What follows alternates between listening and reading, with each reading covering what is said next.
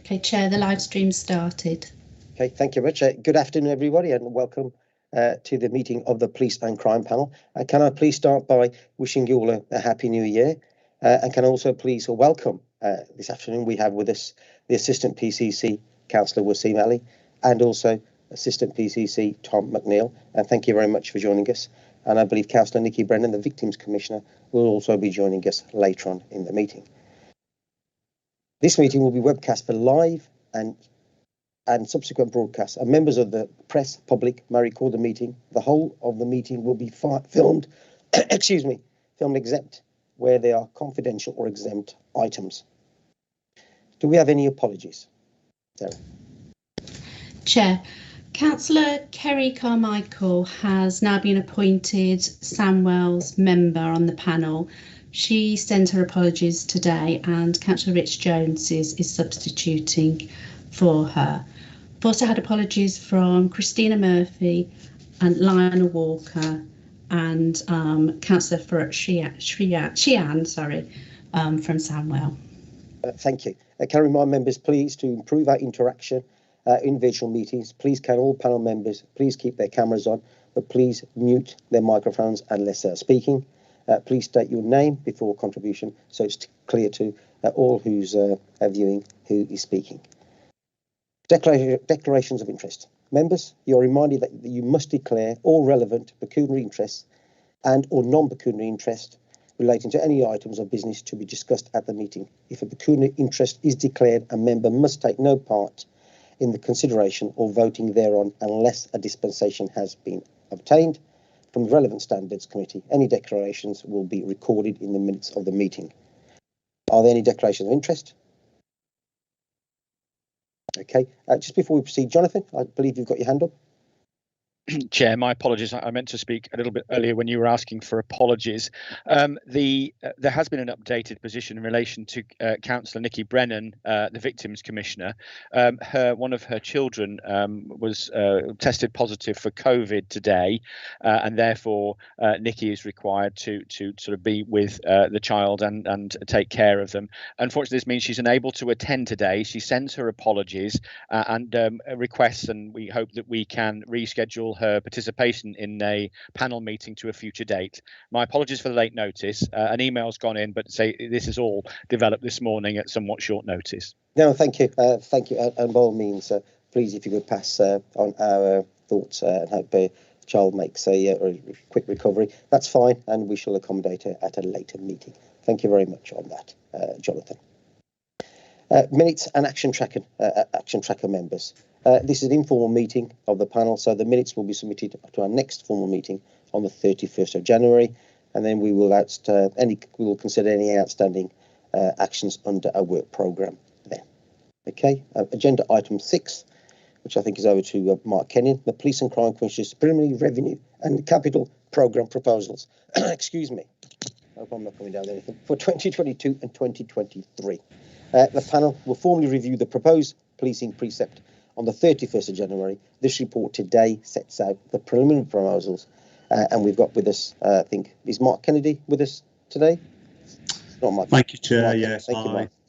Yeah, good afternoon, everybody. As the Chair just said, this is the preliminary sort of analysis of the settlement, which came out just before Christmas for police funding for next year.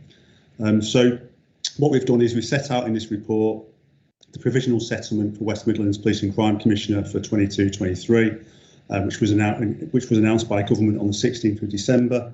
It also includes some sort of high-level budget proposals for next year for the PCC's budget for West Midlands Police, and a further, more detailed report will be brought to the panel on the 31st of January, setting out the specific proposals around Precept and also the budget itself. So the highlights of the settlement are that West Midlands Police in 22-23 will receive around £559 million of a police grant, which is an increase of around £30 million on the current financial year. This additional grant will allow West Midlands Police to recruit additional 488 police officers as part of the National Uplift Programme to reach the target of 1,200 officers which is the target for West Midlands Police by March 2023. Also, we were given headline figures for the following 2 financial years. Nationally, we expect police grants to grow by about £100 million in 23-24, and we're expecting by £150 million in 24-25. But we obviously received that detail when we receive the settlements for the future financial years. So the other main points from the settlement are that PCCs can raise their council tax precept by £10 per year based on a bandy property in 22-23, and this will remain in place as well for the 3 years of the comprehensive spending review, because your panel will be aware there was an announcement in late October which set out the government's intended spending plans for the next 3 financial years, including council tax for police and crime commissioners. Other parts of the settlement are we expect the pay freeze to be lifted for police officers and staff in 2022. Therefore, there will be a pay award that will have to be funded through this settlement. And this is likely to be a significant cost to West Midlands, because, as you know, around 80% or over 80% of our budget is actually spent on pay. In addition, along with all other public sector organisations, the PCC will be expected to fund the social care levy from April 22, which is basically going to be an increase in national insurance contribution for the employer. Also, PCCs are expected to fund other significant cost pressures as well. We're all aware of the issues in the gas and electricity market at the moment. We expect there to be a really big increase from April 23 for the costs of gas and electricity across the force. The settlement also includes a continued push on efficiency across police forces. The government expects to see around £100 million of a cashable efficiency savings to be delivered by forces by 24-25. 80 million of that is expected next year. In addition, the report in front of you in the papers today also sets out further comments around the settlement.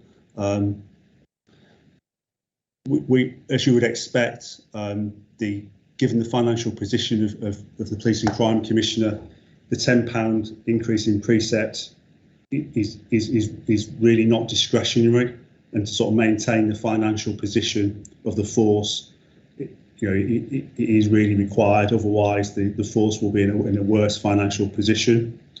And the government is more or less mandating PCCs to do that in their assumptions around the whole overall levels of funding across police forces within next financial year.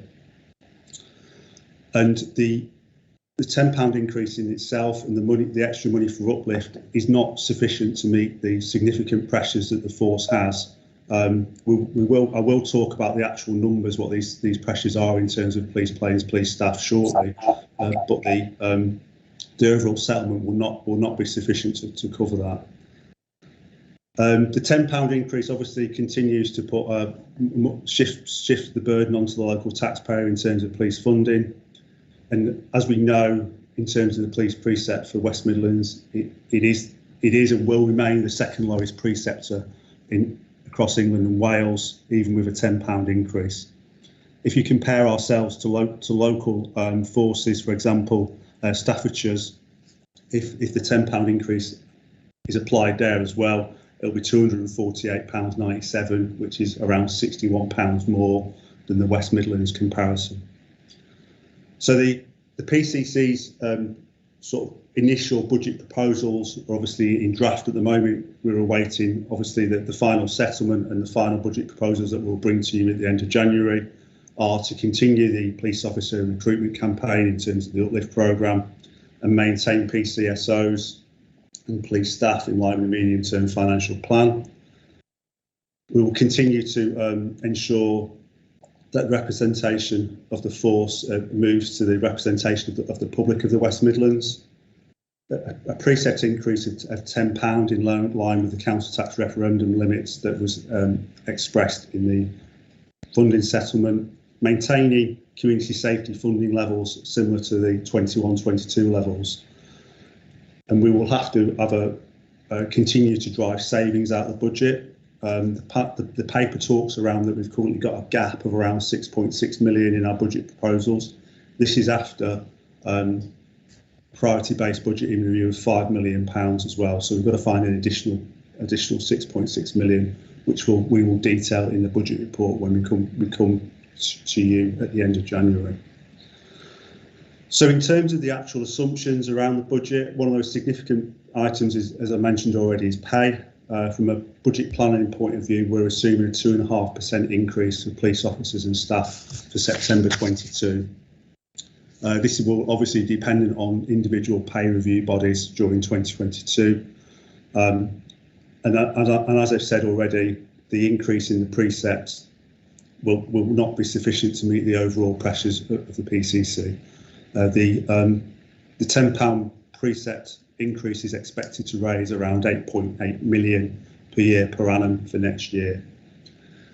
So the report details a graph in the appendix, which I've just referred to in terms of the levels of council tax precepts across the West Midlands. You can see the £187.55 is the second lowest, as we referred to already.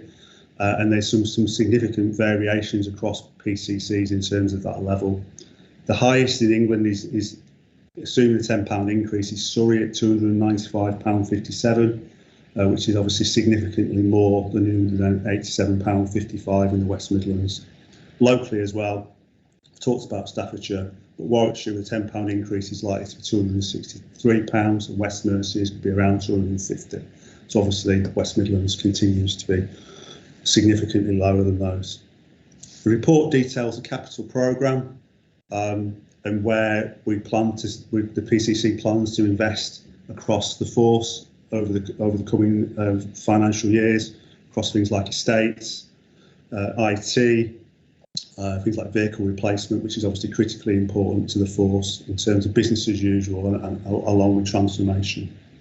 Just want to finish with a few things the panel have asked in the past around highlights in terms of things in terms of how police funding works.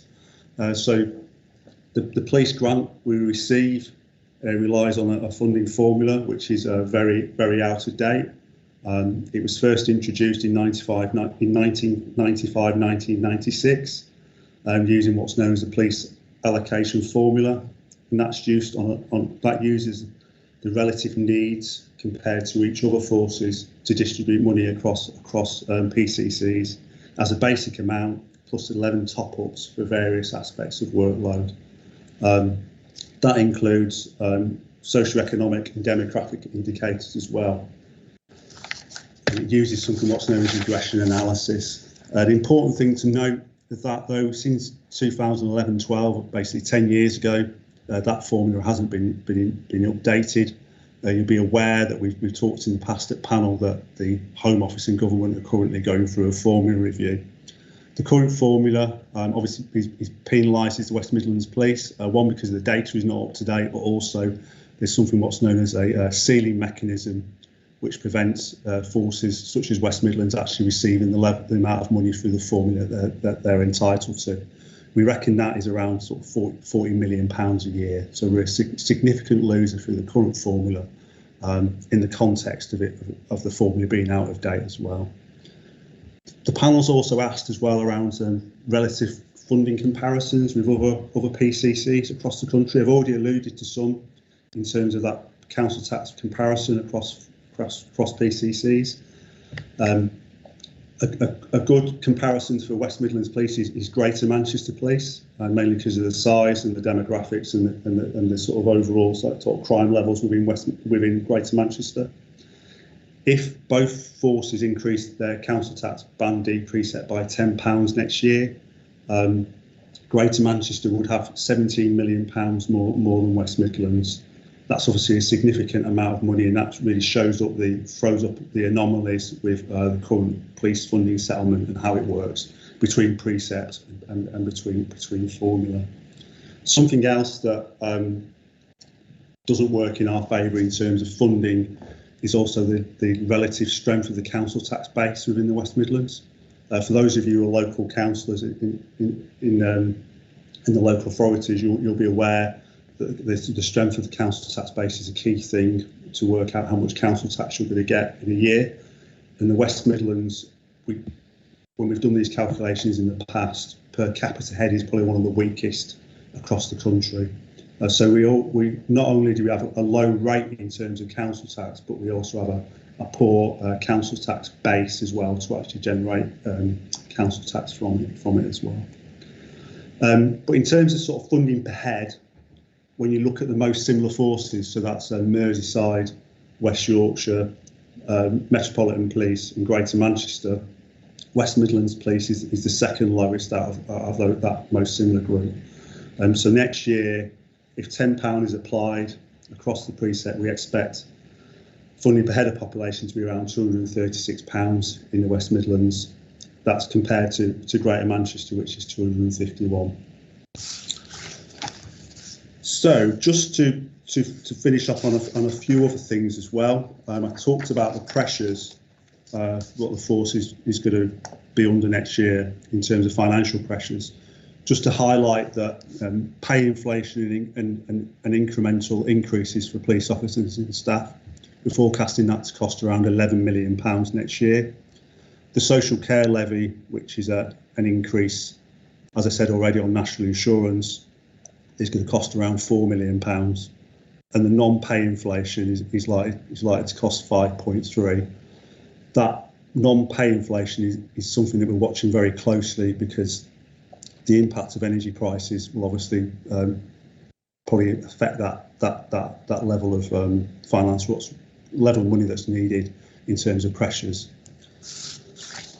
So that's all we really wanted to say in terms of introduction. The report actually recommends the panel to consider the assumptions and the details of the report.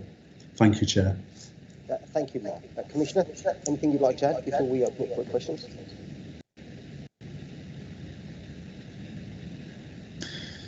Thank you, Chair. No, I've nothing to add to Mark's report, save just to explain that I commenced the consultation process prior to Christmas on the 17th of December. And that consultation process will continue until the, I think, 30th of January. And of course, anyone who wishes to do so or is interested in do so, I would encourage to participate in that consultation process and let us have your views, thoughts, concerns and comments in connection with that. You're very welcome to contribute, and you can access that via the Office for the Police and Crime Commissioner website. Thanks very much, Chair. Thank you, Commissioner.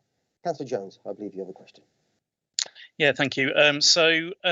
Just looking at the budget that you've proposed, I would have expected to have seen what the impact of the Commonwealth Games would have upon the force, whether that has a negative impact on the force and the budget, or whether it has a positive impact. But just looking at the sort of the external income that you've put there as predicted. Last year we had nearly 70 million as external income, and this year we've got 42 million. So the Commonwealth Games, I don't think, could sit within an external income. So I just wonder whether there's two questions there. If it doesn't sit there, then why is the external income less as well? And what are the implications of the Commonwealth Games? I think my two sorts of questions or points. Thank you. Mark, would you like to take that? Yeah, sure. So in terms of the Commonwealth Games, we are receiving funding from that, from central government. And the reason why the income is skewed so much in those numbers is because of the fact that the current financial year up to March 2022 includes it, but the income for next year hasn't been finalised yet in terms of profiling the Commonwealth Games. So I'd expect that income to go up to reflect the Commonwealth Games. So it's kind of a working position, and obviously the the way I understand it, Commonwealth Games is net neutral to us in terms of cost. So whatever we spend, we receive from government. Obviously, clearly there's operational issues in terms of Commonwealth Games, but from a financial point of view, it's more or less neutral from us. So we wouldn't expect to see the 6.6 million of savings go down because of the Commonwealth Games money coming in. No, because it'll be in what's known as a specific grant, so we have to spend it on Commonwealth Games. We won't be able to use it for anything else. It'll be for delivering the Commonwealth Games and all the costs associated with the security elements of it. Okay, thank you, Mark. Thank you, Councillor Bradley. Yeah, thank you, Chair. My question is on point 9 on the table at point 9, and it's on non-pay costs. I was just wondering. In 2021-22, we have a 155.2 million, and then on the 2022-23 year, we've got 136.9 million. I think that's around 18 million, 18 point something million. I was just wondering what the reasons were, just so I can understand for the reduction in the year, please. Yeah, thank you, Councillor. It's a similar explanation around the Commonwealth Games. So costs are actually in the current financial year for it, but the costs haven't been reflected in next year's budget as well. So from a general business as usual policing point of view, costs will be similar to this financial year. Obviously, impact of inflation and police officer uplift, but the reasons why we're seeing quite significant swings in those areas is because of Commonwealth Games and also the City of Culture as well, Coventry City of Culture to a lesser extent. Thank you. Thank you. I was just wondering, there's no specific reason that it's all over because of the Commonwealth Games, and yeah, that's correct. Yeah. Okay, thank you. Thank you, Councillor Gibbing. Thanks. Yes, Mark. It was on page 4, 8G. I think you've just alluded to it verbally. You were hoping to maintain the community safety funding and external commissioning grants to support prevention, etc., at 21-22 levels. But when you go into the chart on point 9, I presume I'm reading this from left to right, 21-22, 22-23. Yeah. It's showing community safety decreasing from 6.4 to 4.1. External funding dropping 0.1. So that is that just appeared contradictory to what the statements a couple of paragraphs above? Yeah, thank you for raising that. Yeah, that's basically because the current financial year includes carry forward from the previous financial year. So the normal budget, the base budget for community safety is 4.1 million, and it has been that for a number of years. But we had an underspend in 21-22, which has been brought into the budget for 21-22. And that's the reason why. Thank you. Thank you, Councillor Clements. Thank you, Chair. Good afternoon, everybody. Yeah, could I just have the reasoning for the Office of the Police and Crime Commissioner increase from 2.8 million to 2.9 million? Just because I understood that PCC Simon Foster was going to remove the deputy PCC, but I understand we've now got 2 assistant PCCs. Is that any reason for the difference in amounts, or can I just have an explanation on that? And a second question, just while I'm here, do we have a date of when the police allocation review will be completed, so we can just bear that in mind for future? Thank you. Yeah, thank you for the question. So basically, the Office of the PCC, the reason why it's gone up is because of pay inflation, contractual pay inflation within the office. We will bring in the report at the end of January, a detailed sort of breakdown of the PCC's office in terms of expenditure, and you will see there the reduction you refer to in terms of the board, in terms of the Commissioner's board, and the reduction that was talked about earlier in the year because of the configuration of the board. But the reason why it has gone up is because of sort of contractual commitments around staff. Then the second question around the formula review. I'm not 100% sure of the deadline of when that's going to be actually completed by, but I think it'll probably be towards the end of the current comprehensive spending review. So it'll be probably sort of towards the end 24, March 24. Right, okay, thank you. Thank you. Mark, I've got some questions for you. We show obviously there's going to be a deficit of 6.9 million, which are 6.9 million on the budget, which I take that we're going to dip into the reserves. I mean, on reserves, what are the current levels? Yes, please. Yeah, sure. So reserves is a something that we'll obviously include in the reporting later in the month. So the current reserves are around 50 million at the moment at March 2021. So at the end of last year's close down were about 50 million, and that included all the things that we've raised in the past about those reserves that we need for the ongoing servicing of the force from a day-to-day basis, things like including insurance reserve, sort of general reserve that we need to keep, things like uniform and equipment reserve that is needed to sort of keep the force on a day-to-day basis equipped with the necessary equipment and financed correctly. In terms of next year's budget, we haven't really got many reserves left to call on to balance the budget, and our approach has always been not to use reserves for day-to-day expenditure to actually balance the budget. So we're looking very carefully at the moment about how we can actually balance the budget, whether that's through sort of increased efficiencies in terms of priority-based budgeting reviews, but also looking at the profile of expenditure in terms of how it actually falls within years. So things like IT replacements, also looking at sort of things like phasing of recruitment as well, potentially to see whether we can reduce the financial cost in next financial year. And that's something we'll come back to you at the end of January in terms of the budget report. Just on savings there, if we continue from there. So the 2020 programme obviously has come to an end now. So, I mean, what are your thoughts? I mean, how have we sort of applied that programme with savings without obviously impacting frontline services? So a lot of the WMP 2020 savings, transformation programme was around, as you know, around sort of reducing costs, making things more efficient.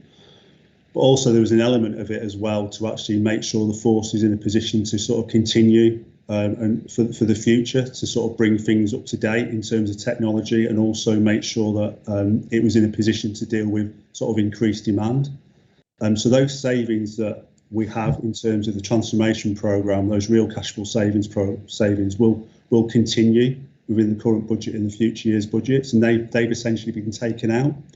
We have what's known as well as priority-based budgeting reviews, which I alluded to in the introduction, where the force is actually looking at specific areas within the force itself to see whether through a continuing improvement programme, whether it can actually do things more efficiently and different, and looking at sort of levels of demand across the force and across particular service areas to see where it can save money. There's obvious things around like purchasing, procurement, but then there's also detailed things around specific departments in terms of how they operate. Okay, I mean, obviously, just looking at the figures on page 4, obviously pay costs are the biggest costs to the force. Can I ask, have you got a breakdown on what we pay agencies out of that 569.6 million, or all the 602 that we're proposed for next year? What sort of percentage? Yeah, Chair, I haven't got the information with me today, and it's something that we can provide. But obviously that cost there is for majority of it's police officer pay, police staff pay, and including PCSOs as well. But your specific question we can look at. Would that just expand on that? Would that also include agencies such as Red Snapper, that obviously that we go back to and we sort of recruit retired officers? Is that part of that same pay package? No, I think that'll be actually in a different line. I'm not sure where it would definitely be classified, but obviously it'll be in the cost of the force, likely to be in pay. But like you say, it would be in the cost of the force somewhere. It's something that we can look at and come back to in terms of actually how much we spend or plan to spend on agency. Okay, if we could have that on the report. And just one further question. Obviously, rightly so, we don't know whatever additional grants that we get throughout the year. I mean, for the last municipal year, what was the amount of additional grants that we did receive? Okay, that was a considerable amount of money. I can provide that in the next budget report when we provide a breakdown of the different years. So there is some big areas of specific grants. We've already referred to two of them, but there's also other grants as well that we receive for the day-to-day operation of the force, and we can highlight those in the next report. And just on that, so if we took the last 3-4 years as a comparison, are we sort of expecting the same sort of amounts every year, or do they fluctuate between quite different spectrums from your experience? Yeah, so the things that we've talked about already in terms of Commonwealth Games and City and Culture are obviously very unique, but the day-to-day sort of other grants can vary as well, and it depends on what the Home Office or the government has in terms of initiatives, and that's something that we've referred to in the past as well, that it's sometimes unhelpful the way they actually fall within the year, where we have to spend within a tight time period. But we can, as I say, we can refer to that in the next budget report, a sort of breakdown of specific grants. Okay, thank you, members. I cannot see any further hands up for any further questions. Oh yes, Councillor Jones. Thank you. Yeah, apologies. Just something that strikes me as a bit worrying. I think Mark said that we do not have many reserves to call on, even though we do have reserves which are allocated for specific things. But we do not have the reserves to call on if we needed them for this budget. So what then happens if we haven't got the money there? Do we borrow money? What? Because I can see in the capital programme there's borrowing there, but is there that facility or not? It's just worrying that you would say that. I think over the past couple of years, I've been on this panel for 3 years now, and we've always said about reserves and how little they are, and how sort of there's like the tightrope walking of it. But it just worries me what you said there, Mark. So legally, we have to set a balanced budget. So, and that's really obvious, but we have to set a balanced budget. So our expenditure and our funding has to balance. So we can't really borrow for day-to-day expenditure, because, as you said, that is for capital long-term assets, and from a regulation point of view, you can't do it, but from a common sense financial management point of view, you wouldn't do it. You wouldn't do it because it would not make sense either. So we have to set a balanced budget, and when we, I know I keep talking about the next meeting, but in that meeting in January, we will present what we are going to do to actually balance the budget. Thanks, Mark. Cheers. Okay, thank you. Commissioner, anything you'd like to add just before we move on to the next agenda item? Thanks very much, Chair. No, I don't have anything to add. Thank you so much. Okay, thank you very much, Mark, and we look forward to receiving the full budget at our meeting on the 31st of January. Thank you.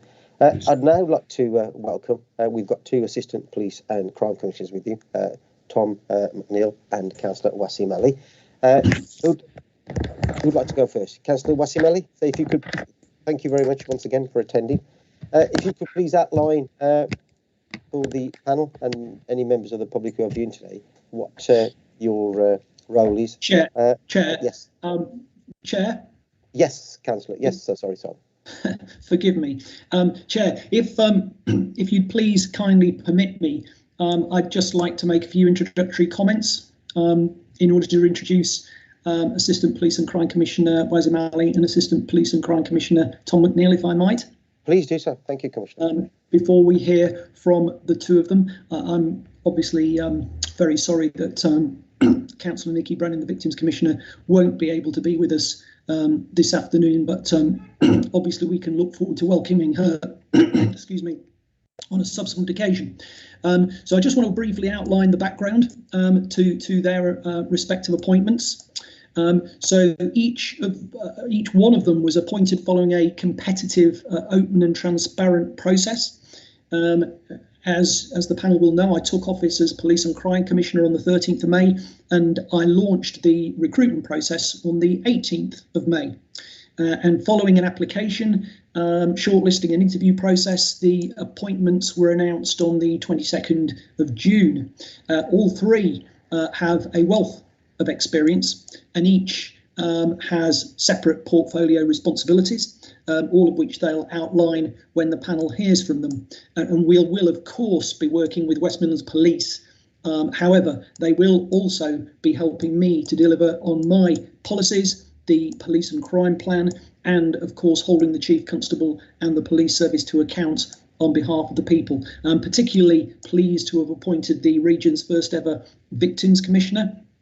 Indeed, I believe I'm the first Police and Crime Commissioner in the country to appoint a Victims Commissioner, and it'll be the Victims Commissioner's responsibility to act as a powerful advocate for victims throughout the entire spectrum of the criminal justice system. And finally, my two Assistant Police and Crime Commissioners and the Victims Commissioner each sit as part of my Strategic Policing and Crime Board, and I have cut the cost of the board by £100,000, which is a 40% saving on the cost of the previous board that existed before I was elected in May. So thank you for that, Chair, and I now intend to hand over to Wazim Ali, who's going to talk to you about his role as Assistant Police and Crime Commissioner, followed by Tom McNeill. Thanks very much, Chair. Thank you. Thank you, Commissioner.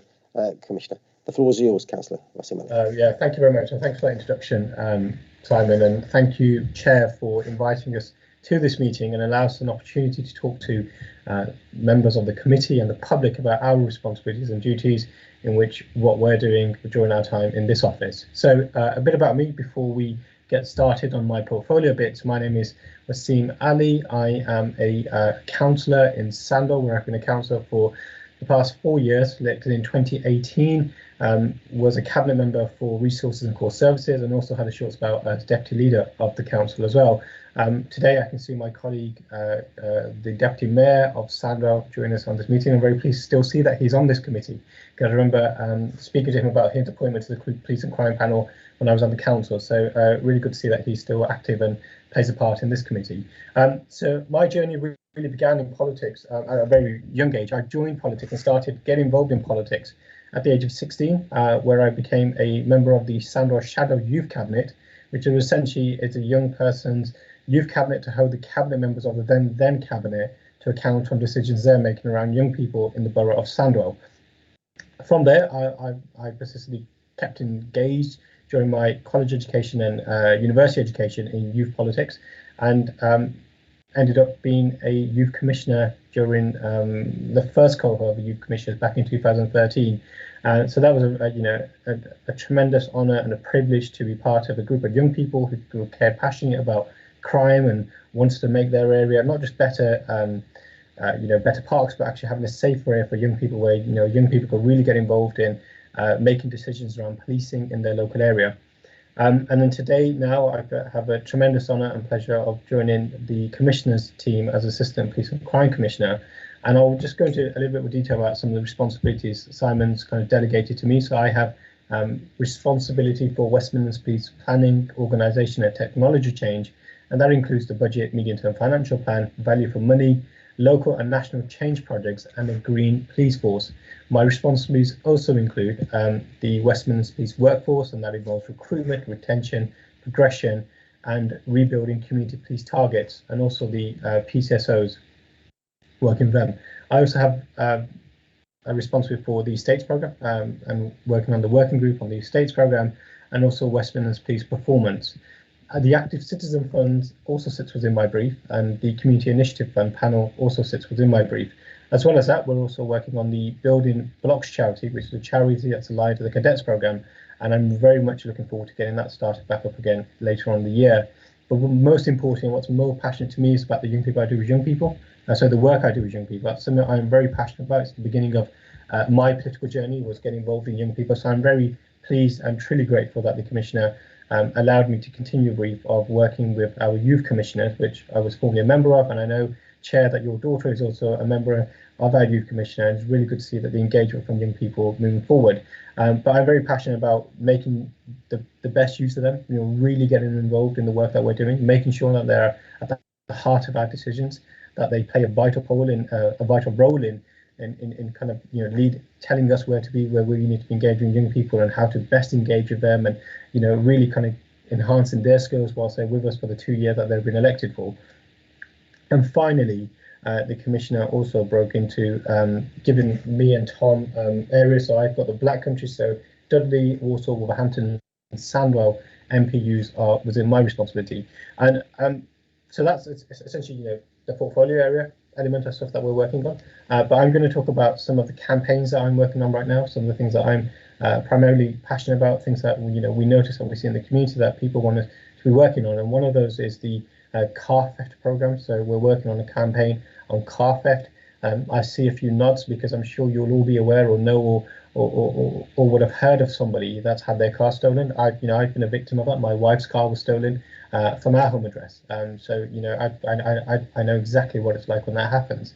And what we're doing is, I know that David James and the previous Commissioner had some work on this about naming and shaming manufacturers who had a really poor reputation for their cars being stolen. Well, we're looking to start that work back up again. The Commission's given us permission to get that work started back up again, that we can work as manufacturers to really call out, the bad guys that are not doing anything about this. They're allowing people to buy their cars knowing full well that their cars do have a possibility of them being their FOD's been hacked into, and then the car's been taken by their customers. The fact they know this and they still build the cars in a similar way is very disturbing, and we need to call this out. We need to take action on it. But as consumers, and what we think that we can do to support people in the long term, because that's again a long-term aspiration to kind of get manufacturers to change their way. We're not going to be able to do that overnight. So short term, what we're looking to do is working with the force of our communications team to build up a little bit of a social media profile on this, a little fact sheet about the key things that you can do to stop car theft. So for instance, about using a Faraday box to put your car key in, and recommending good suppliers, because if you were to type in Amazon a Faraday box, you'll get so many different options, thousands of boxes would come up, but which one would you go for? And that's the kind of thing that we really want to help consumers with. They're the kind of that's the kind of advice we want to give people, is the things that we would recommend to them to buy, things that work, things that are strong and reliable, but ultimately that will prevent their car being stolen and have that sort of short-term prevention. Also with that, we're looking to make a video about a day-to-day kind of instance about action that should be taken. So I know there's been a spurge in crimes in relation to car theft on supermarket car parks, where essentially you'll park your car in a parking bay, 2 parking bays away, there'll be another car parked there, somebody there with with one of those hacking devices, and as soon as you lock your car, they'll steal your network. Once you're in the shop, they'll just take your car away. We can stop people by doing this, stop people doing this by making sure that when they lock their car, they actually just check that the car's actually locked, because essentially what they do is when they hacked it, they open your car back up again. And unless you've actually checked it, you're not going to know. So very small things that we think that every single day that we should do, but in the scheme of grand things, when you're in a rush, you don't really think of it. So we're trying to really sort of hash out the real life realities of owning a car and the sensible, smart things that you can do to prevent your car being stolen. But again, alongside that, the long-term kind of things that we can look into working with the manufacturers to really clamp down on car theft. I also have some interesting data I wish to share with you. I know councillors love data and spreadsheets and indulge in numbers. So I have some numbers for members here today. I just get them up. So talking about police force, police recruitment. Right, so I've got numbers for, as you know, recruitment of officers sits within my brief, and since May 2021, there have been 394 police officers recruited. This includes 118, that's 30% from underrepresented groups across the West Midlands. So it's a fantastic number of officers coming through. We're very proud of the fact that how officers are coming through now. We have a different scheme for officers to come in, so you don't just need a degree anymore now. You can come through with A levels, and we will then put you onto a degree program. Alongside that, you'll have a full-time job, and eventually, hopefully, then you'll, once qualified, you'll be able to go and become a fully-fledged officer within West Midlands Police. And I'm very proud of it, and I really believe that that's a step in the right direction in terms of supporting, getting people who just don't have, who don't want to go to university, who don't have the means to go to university, who are struggling, have got that possibility about, I can't really afford because I need to work, I need to support my family. This allows them now to have a college education and then take that step into a full-time job with a degree qualification that will allow them to have a fantastic career working for West Midlands Police. Working with underrepresented groups, and that's an issue that comes up about, having a police force that looks like the community that's served. And I'm very proud that I'm working with Nicola Price, who's a director for HR at West Midlands Police, about how we're recruiting people from the BAME community specifically. One of the programs that I've been involved in, I know the Commissioner's been gone to his visits as well. So we had in sort of high areas, for instance, Perry Bar, we had a program in which we went to the one-stop shop in Perry Bar and we went to speak to people from those communities to come and join the police force. So we're actually going out to them, into those areas, into those hotspot areas where we know members of those communities are the people that we want to come and join the force. We're actually going and speaking to them. And my day spent there was really, I was really proud when I went there because, I was talking to young people who just didn't have any interest in policing, weren't, there were gangs of boys that were with their mates and they're like, well, no, we don't want to be a copper, you're a fed, you're a five, or whatever, the language you may have heard, all that was coming out. But what was very encouraging, once those boys walked off, a few of the lads, one by one, would come over and have a quick chat, say, well, can you just give me one of those leaflets? I'm actually interested in doing this. So it's good to see the fact, that young people from those communities that we often think that, aren't interested, but who do have a genuine interest, who want to join the police force, but obviously peer pressure kind of lets them down. So it's about building that confidence with them that, this is a good place area to work in, that we can really have a police force that represents our communities and is open for all people. You do not have to be from a certain community to be a police officer. It is literally and generally open for all communities. The other thing that I want to bring you up to date about is the spending. So you'll know that we have two funds that we allocate money to communities through. So that's the Community Initiative Fund and the Active Citizens Fund. So during the lockdown, some of the projects were introduced to be virtual, and then what we did, we spent around about £143,000 across 41 projects on the Community Infrastructure Fund, so Community Initiative Fund, and the Active Citizens Fund. We spent around about 146,000 and supported 35 projects across the West Midlands. So that's around about just shy of £300,000 supporting people in your communities, the community that you represent as councillors have benefited from this money from the Office of the Police and Crime Commissioner. I'm happy to take any questions. I'll be also very keen to hear from any suggestions or any comments from members here today about how we can further work together and how you can get involved in some of the portfolio responsibilities I have. Thank you. Thank you, Councillor. Members, questions for Councillor Ali? Councillor Bradley, thank you. Yeah, thank you, Chair. Thank you, Asim. Very, very encouraging that. Just on the Active Citizens Fund, is it generating a good interest? It is. So, we're often, I think the thing is, so we often get emails from people saying that, we want to work with the force, we want to get involved in some of the initiatives you're doing. I think it's about lining people into the area, that we have this fund up. I think raising more awareness about the fund, about what it does, where the money comes from and where it can go. We've seen some fantastic results from the programs. For instance, I went to a place in Wolverhampton where there's a wrestling club who have benefited from the fund, and we went to one of their days where they invited the community there, and you really see the results of how difference this money makes. I mean, £5,000 can make a hell of a lot of difference for the community, and we're very proud to see the results of that. But we want to get more people engaged, always looking for new innovative ways. So as councillors, if you know groups in your areas, please encourage them to apply. Well, we do something similar in Dudley. I'm sure other authorities do the same, where we have forum grants, where we can put forward grants, and that's up to £5,000 as well. So it's all about advertising. It's about getting these community groups to understand what's going on out there. Just another quick one, if that's okay with you, Chair. Yeah. Precious live sessions. I found them very interesting when I read about them. Are you promoting them in the local schools? Are you? Or... So I'm not aware of them particularly, but I'll. Okay, I'll no, that's no problem. Not on your remit. That's okay. Yeah. Okay. Thank you, Chair. Thank you, Councillor Bradley. Councillor Jones. Yeah, just a general sort of observation since the new sort of PCC and his team's been in, is that I've been very impressed with their sort of like work with the community, especially diverse communities, and actually getting out there onto the street and meeting people. One of the things that I was really impressed with is when the attacks with the LGBT community within Birmingham happened, that I think I saw Tom and Simon and yourself were seeing all out on the streets talking to people. And I think that's possibly what's lacked in the past, is the actual getting out there, speaking to people face to face, and actually seeing what they want from their police and crime commissioner and their team. So the one thing I've been really impressed with over the past sort of since the start of your 10 years has been.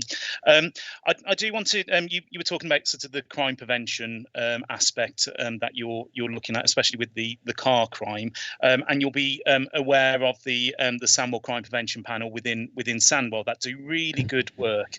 I'd hate for you to sort of like replicate what other organisations within Sandwell, but also over the West Midlands are currently doing, and they do all the stuff about the Faraday cages and the like the bells on your purses and things like that. So I would encourage you to work with those if you're not already. I'm sure you are, Wasim, but you know, I'm sure I'd encourage you to work with all sorts of voluntary organisations that look at this as well, and my dogs encourage you as well. Thank you, Councillor Jones. Councillor Clements. Thank you, Chair, and congratulations on your appointment, Wasim. So, with regards to the Citizens Active Citizens Fund, will that be opened up to more areas going forward? Because I know at the moment it's just been restricted to certain districts, which has been disappointing to some. So, could you just let me know what will happen with that going forward? Yeah, I think the main thing is that we're just trying to get so money that hasn't been spent, we're trying to get that spent in those areas. So there's a post out today, you would have seen our social media, £80,000 Birmingham, Dudley and Sandwell. Other areas have spent the money quicker than certain areas. So once we've got the bulk out, when the next batch comes in, it'll be open up to more areas. That's okay, thank you. That's good to hear. Thank you, Councillor Clements. Councillor Rassab. Good afternoon, Chairman, and good afternoon, Wasim. I'm really pleased for your appointment. I'm a councillor in Walsall, in my paddock ward. The Commissioner is aware that there's a lot of burglaries taking place. My own house is being burgled. Up until today, I've had no one from the police asking me what is actually gone missing or what's stolen from your house. I've had a local PCSO came down to my house, spoken to me, but nothing has been done. Even he was shocked that nobody's been. Can I please ask you, have you actually been to Walsall, or have you met any community people in Walsall? Yes, absolutely. So I've been to Walsall. I've met with Nasir from one of the community groups who was due to have a walk around in the Walsall Town Centre. I'm also working with Walsall Council, with their community groups.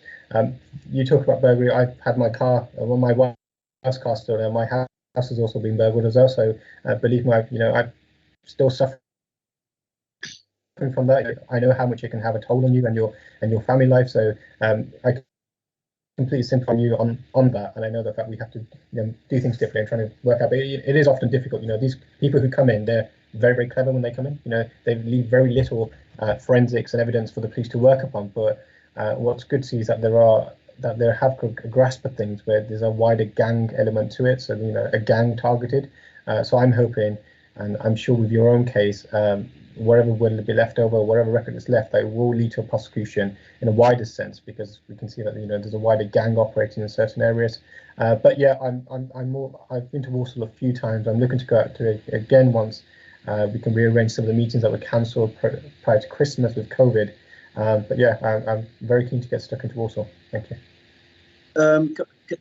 With your permission, Chair, we have a very good neighbourhood. It's called the Pastoral Area Neighbourhood Watch Scheme, which is probably one of the best one in the country.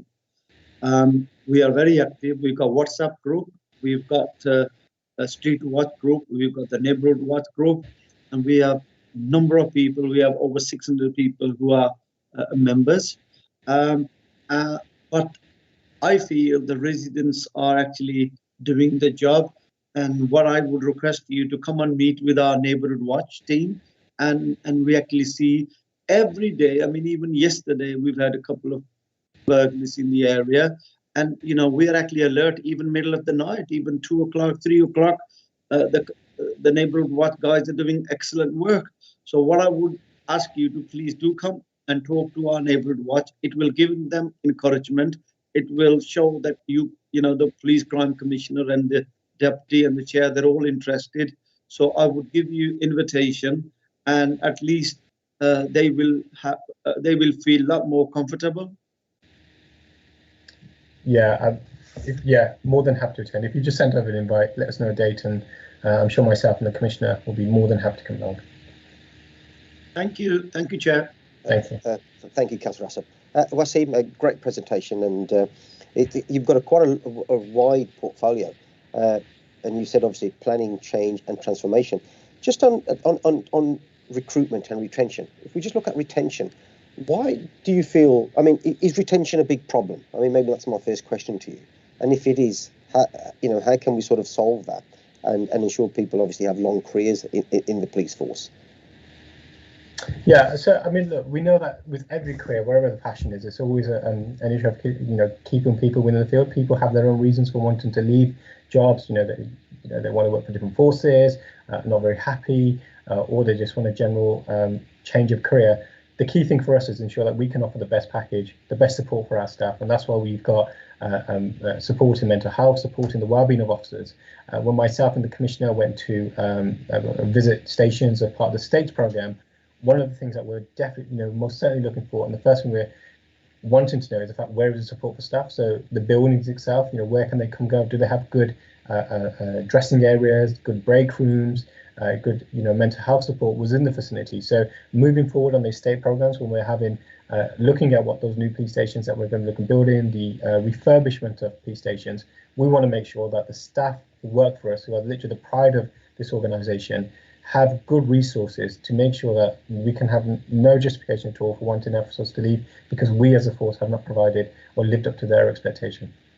Okay, thank you. And just on recruitment, you gave us some figures there. I think it was 394 police officers that we've recruited up until, is it May 21st? And the 130 were from unrepresented communities, which is fantastic. Is that police officer? Does that include PCSOs or all police staff? Or is that specifically police officers? I believe it's just police officers. But I can get the. No, that's fantastic. Yeah. That's great. And those figures, I mean, just on the existing officers, it's great that we're recruiting them at that sort of at the starting level. But when we look at sort of, as you talked about university there, someone coming in direct entry, etc. When we're looking at sort of senior police officers, are we getting to a position where we can also sort of get that representation as well to the communities that they serve? Yeah, I mean, so you'll be aware there's a massive campaign on trying to, recruit police officers from a very junior level to get them into the police force immediately. To be honest with you, and I'm going to be frank and honest, haven't really looked into the, sort of progression stage for once an officer has been in the force for a long time, but more than happy to look at in terms of having a, there's no point just having a diverse police force and everybody just works on the low band of the force. We want to make sure that throughout the ranks of the force that we have a diverse collective of officers, because obviously officers will work in various parts of the departments, various parts of the force, and we want to make sure there's reputation in all areas. But yeah, I'll look into that and I can come back to you on terms of what's been done currently so far and steps about what we need to be doing in the future. Okay, and just my one last question on retention. So I recently met an officer who's 29 years and 9 months in his service. I think he's retiring in the next 2-3 months. He's had no conversation with anybody coming to what he wants to do after his 30 years are up. So is there a program in place? Other than obviously whether he wants to meet the chief constable, which I think we'll be meeting in next month anyway, we will. But I mean, is there a program in place at the moment, or are you in your change and transformation? Are you putting something in place where that's going to change? Again, I don't know the full details, but I'll come back to you in terms of what's the progression out from there. So in terms of what does the end task look like? But yeah, it's not something that's come on my radar. I've had conversations about right now. I mean, the only reason I flagged that up is because I believe a lot of these officers who come to their, obviously, the 30-year service, they then do eventually come back through another route, whether it be through agency or whether I think there's also, we do have our own sort of retention system. But I mean, this is great experience we're losing here. And it's great that we've got, obviously, new officers coming in. But if we can retain some of that experience, I think it can only be valuable for the residents of the West Midlands. So is that part of your portfolio as well, is it? It is, yeah, and I'll give you an example. So prior to doing this, and whilst I was a councillor, I was working in the local A&E department of my local hospital, Sandwell Hospital, and yeah, I mean, I'm going to use it in comparison because we had very experienced nurse who were working with us. They get to a certain level, they then go and then they come back as agency workers, and it's about how do we prevent that? Why is it that they want to leave and then come back and then come as an agency worker? Are we not meeting their expectations in pay, or is it conditions of work, the hours that they work? So they're the kind of things that we really want to be looking into. And if that's a trend that is spiking, then I'm very keen to kind of look into that to find out why is it that we're losing good experienced officers, but then them coming back for another route, which essentially is just about reinventing the wheel. And so I've seen it in the NHS during my time working in the NHS, and if there is a trend here that I can pick up on, and I will look into it, I'll certainly see what we can use mirrored from what they were doing in the NHS. Thank you very much. Thank you. I can't see any further hands up, so it's over to Tom McNeil. Tom, welcome once again. If you'd like to give us a short presentation on your portfolio. Thank you.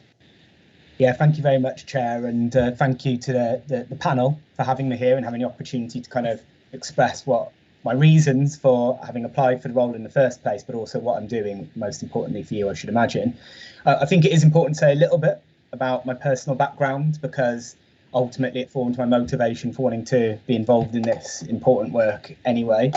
I grew up in Birmingham, grew up in Balsall Heath and Moseley, and my childhood was perfectly fine, but there was a lot of challenges in it, which have been extremely formative for me, including my kind of understanding of some of the vulnerabilities that lead some young people into crime.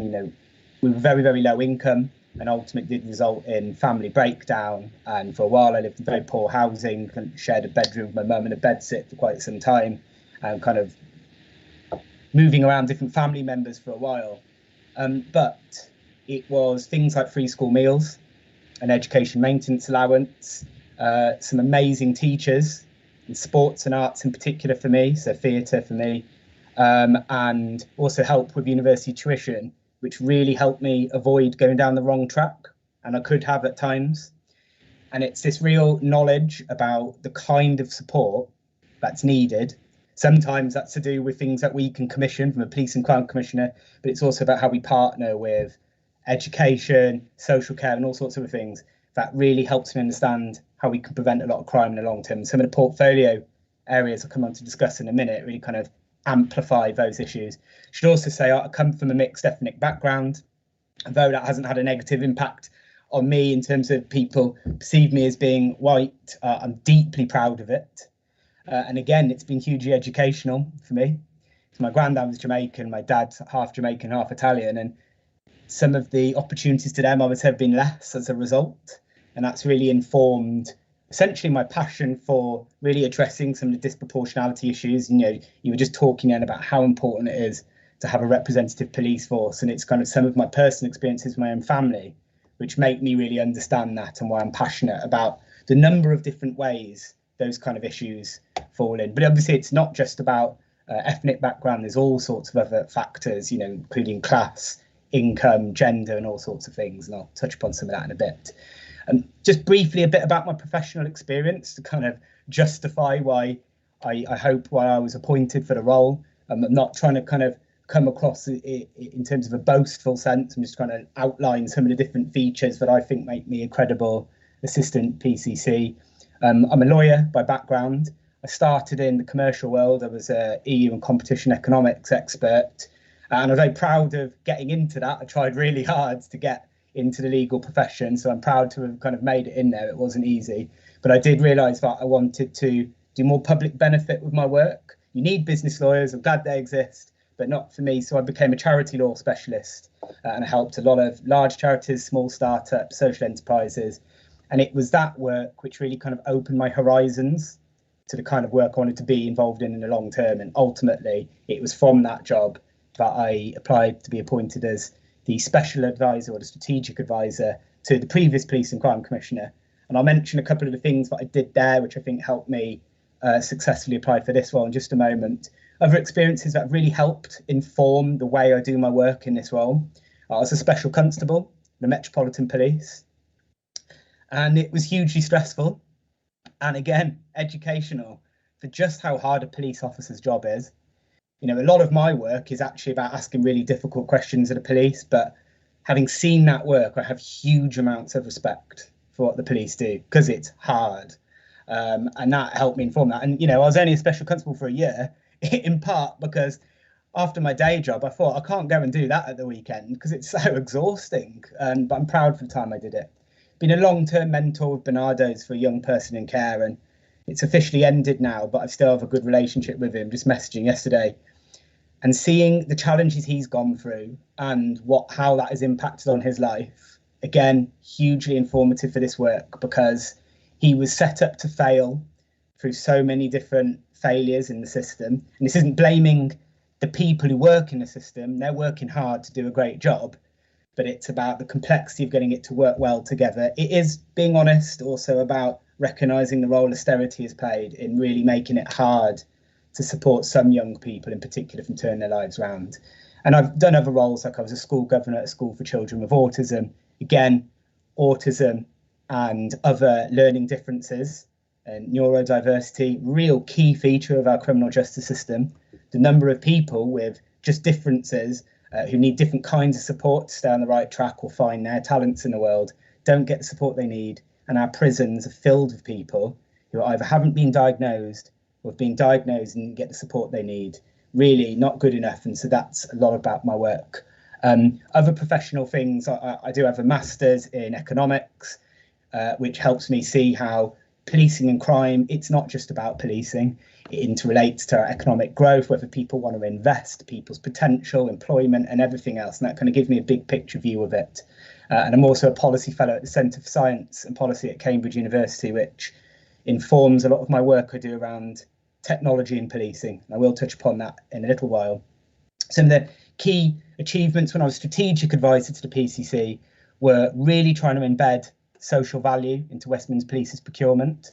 It's not about making contracts more expensive, but it is about making sure when that needs to be an independent provider of anything, equipment or anything, that they're doing their best to contribute to the public benefit of the West Midlands.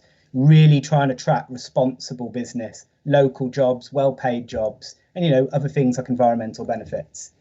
Ethics and the oversight of technology and policing, I'll talk about that in more detail in a bit, but that was a huge part of my work. And a couple of smaller projects which I'm really proud of. So an awareness raising campaign I persuaded the Commissioner to fund after quite a lot of research into the impact of undiagnosed brain injuries in people getting caught in the criminal justice system. Again, it's another relatively unknown, under-discussed cause of crime or vulnerability to being exploited into crime. We funded a peer mentor project to help people who are in HMP Birmingham integrate better into the community, because we know, you know, often there isn't enough good work done in prisons, being really honest about it. But sometimes people do make a breakthrough, but that resettlement period and the challenges with housing and the challenges with mental health and getting employment, for reasons I understand, but getting employment really hard. But having peers who've gone through it before, who they can really see themselves in and believe in, can be really transformational. And we help fund a pilot in that, and I gather that's now been mainstreamed as a result of our initiation. And then some other work around pastoral support in schools. There's some brilliant work going on which we've helped win funding for. We funded it directly a bit, and we've helped expand it by building new partnerships to kind of make sure its tentacles are spread wider, and a huge amount of energy has gone into making it happen, and I'm really proud of that work. Should just say, before I talk about my main areas of responsibility, I know the Police and Crime Commissioner role isn't popular for everybody. You know, a lot of members of the public aren't sure whether it should be there, and, you know, a fair few elected officials as well. But I really believe in it. And I really believe that Simon Foster's appointment is a really strong thing. And I'll just explain why. One, there is a lot of money that needs to be spent on behalf of the government. So somebody was going to spend that money anyway, whether it's around victims and the support, victim support services, violence reduction, new domestic abuse funding coming in, and other ad hoc funds to do with youth crime and youth violence. That needs to be spent, and it needs to be administered really well, and it needs to be administered in a transparent way where the public has more visibility of it, because these decisions aren't straightforward. They're not black and white, and so they need that visibility to be able to enable a proper debate about it.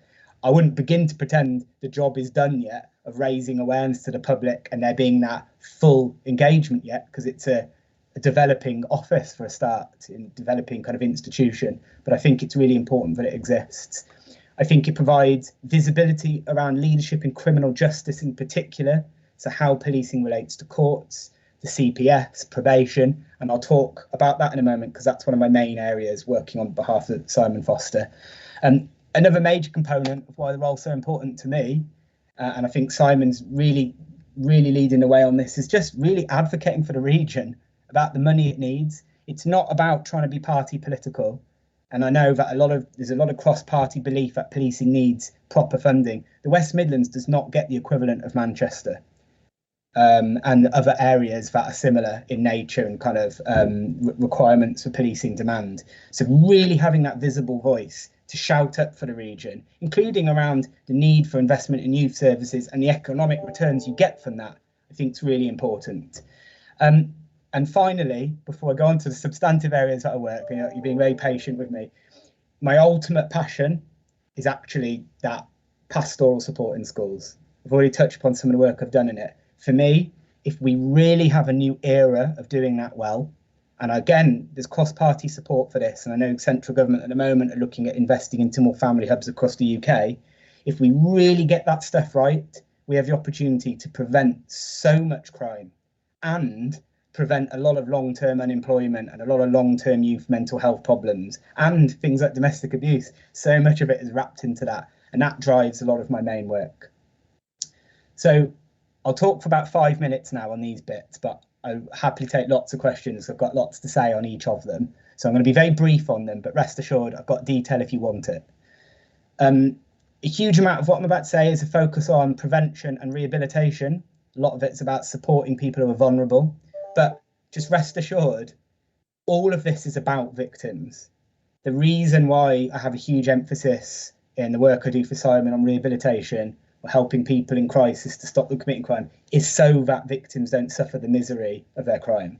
So it's not about always focusing all my energies on criminals. It's recognising you have to do that bit if you want to stop victimisation, and it's really important to say that. So one of the first key parts is we really want to form a new kind of court called problem-solving courts. Now the government are behind this as a proposal. It's been talked about for many years. It's been done in other parts of the world, and there are a few examples in the UK. But again, I could talk in depth about it, but ultimately it's about a far better process for understanding why the person in court has ended up there. Because, you know, we do give a lot of community rehabilitation instead of prison, or sometimes we might give them a community type order if we had a bit more confidence about what it was they needed. But what we don't have is a proper multidisciplinary conversation about what has really led somebody there. And so often it's a combination of mental ill health, substance misuse, homeless, very often historic abuse of some kind, either witnessing domestic abuse or suffering it. And only when we really deal with those issues, obviously not everybody suffers those things commit crime, by the way, obviously, but most people who commit crime on a reoccurring basis have suffered those things. The court system needs to get much better at really understanding that and then designing together a rehabilitation package. And I should say, there's some of this work already happening in the West Midlands across local authorities. Birmingham and Solihull Council have a family drug and alcohol court. You may know, you may not. We've given them a bit of funding with that around domestic abuse, and I sit on the board of it. That is doing this already. It's not in the criminal justice setting. That's around the context where children might be taken away from their parents. And it's trying to deal with substance misuse and alcohol of parents' problems, but in a way where it's much more about the court providing an intervention, a holistic intervention, rather than an adversarial process, which doesn't necessarily actually address the issues. The signs from evaluations of that have shown less crime, less children going into care, and more people coming off drugs in the long term. This problem-solving court is trying to emulate some of the successes of that in the criminal justice context. Never, though, at the expense of community safety. And that, you know, the government wouldn't back that, we wouldn't back it. And so hopefully we could come back and report on this to you in the due course, but we're waiting to hear from the MOJ about whether they'll fund us as one of the pilot areas for doing that. And I should say, along with that, there's a broader strategy around, we already fund programmes designed to get people who might be addicted to drugs and who are shoplifting or stealing cars or committing antisocial behaviour to get the treatment they need to get off, because we know treatment works. It does, not for every single person, but it's highly effective. But we know lots of people committing crime for more than one problem. So there might be a learning need which they need help with to stop them being excluded for school, for instance, or an adult might have a long-term mental health problem. So we need to get better at not just tackling one of the causes at a time. So we ourselves need to be looking at, can we co-commission with probation or with local authorities? Can we integrate our offer a bit better? Another major area of work is, I touched upon it before, is ethics of artificial intelligence. I accept this is very niche. This is a niche area of business. But policing, as it goes into the future, it is across the whole country, but the West Midlands are really at the vanguard of this, using technology to radically improve their efficiency. I mean, we all talked about the budget issues earlier. It needs to be done. Now, hopefully it can just be about making policing better, but there is also that efficiency issue as well. And the kind of issues that policing are looking at, Westminster Police, is predicting youth violence, or building data algorithms that help build networks of people involved in human trafficking and organised slavery, organised child sexual exploitation. But with this technology comes huge ethical risks. The desperation to make policing easier and to find ways of tackling what sometimes seem like waves of crime that we can't beat, hidden crime, it can mean we rush into this stuff, or it means that we might result in data that actually includes some inherent biases from the way we've policed before, and that could result in discriminatory outcomes. But you wouldn't want those risks to put us off searching for those things, because at the end of the day, people want human trafficking to stop, or they want to stop children being abused. So we've got to explore it, but we've got to do the ethics bit right. And so I helped previously set up the UK's first data ethics body for Westminster Police. It has received international recognition, but under Simon Foster, what we've got in the police and crime plan is a desire to make that on a national scale for the benefit of other police forces as well. Because crime doesn't stick to borders, and neither does policing when we're tackling those things. And again, I'd like to offer reassurance there's real cross-party support on this at the moment. So I'm working with the Association of Police and Crime Commissioners, with Conservative and Labour PCCs, to try and really firm up what this looks like and get it going. And I don't want to talk at you for too long. There's other things I can talk about if you wish to hear about it, on some of the work we're doing around Commonwealth Games legacy, what we're trying to fund there to create a meaningful legacy focused on young people.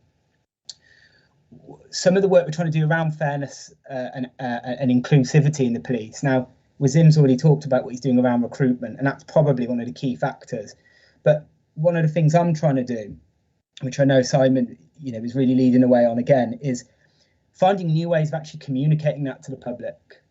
Because if you're, a member, if I think about my father, for instance, he's not going to follow the PCC Twitter page or Facebook, and he's not going to look on the website either.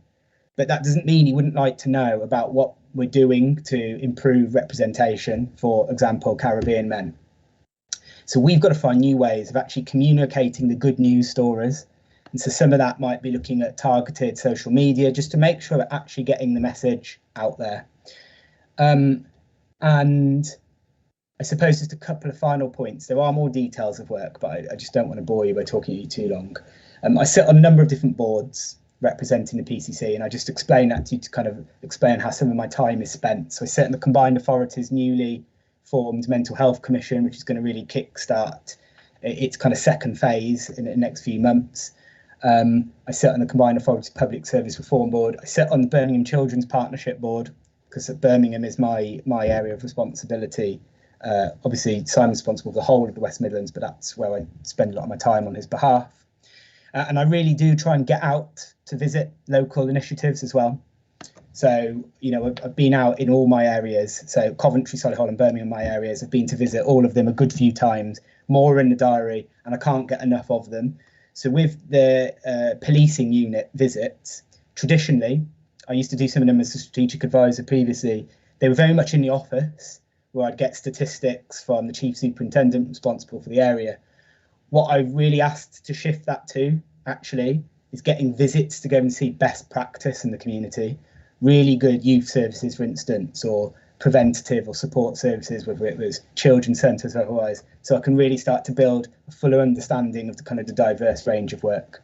And then finally, in terms of raising awareness of campaigns, you know, I'm working hard to really get messages out there around what we're actually doing. So I've been in, you know, the BBC and local press, radio and TV a lot in recent months around campaigns around drink driving, public health approach to drugs, campaigning around e-scooters. We're not anti-scooters altogether, but we are anti-e-scooters that aren't regulated, can go over 30 miles an hour and are being ridden on pavements dangerously.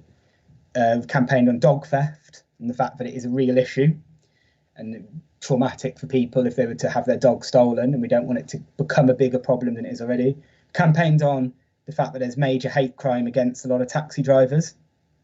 And, you know, less in the press about this, but thanks ever so much for the acknowledgement earlier about the campaign around LGBTQ hate crime. We've actually got some more public presence work planned for that in other parts of the West Midlands as well, because we know hate crime isn't reserved just for Birmingham.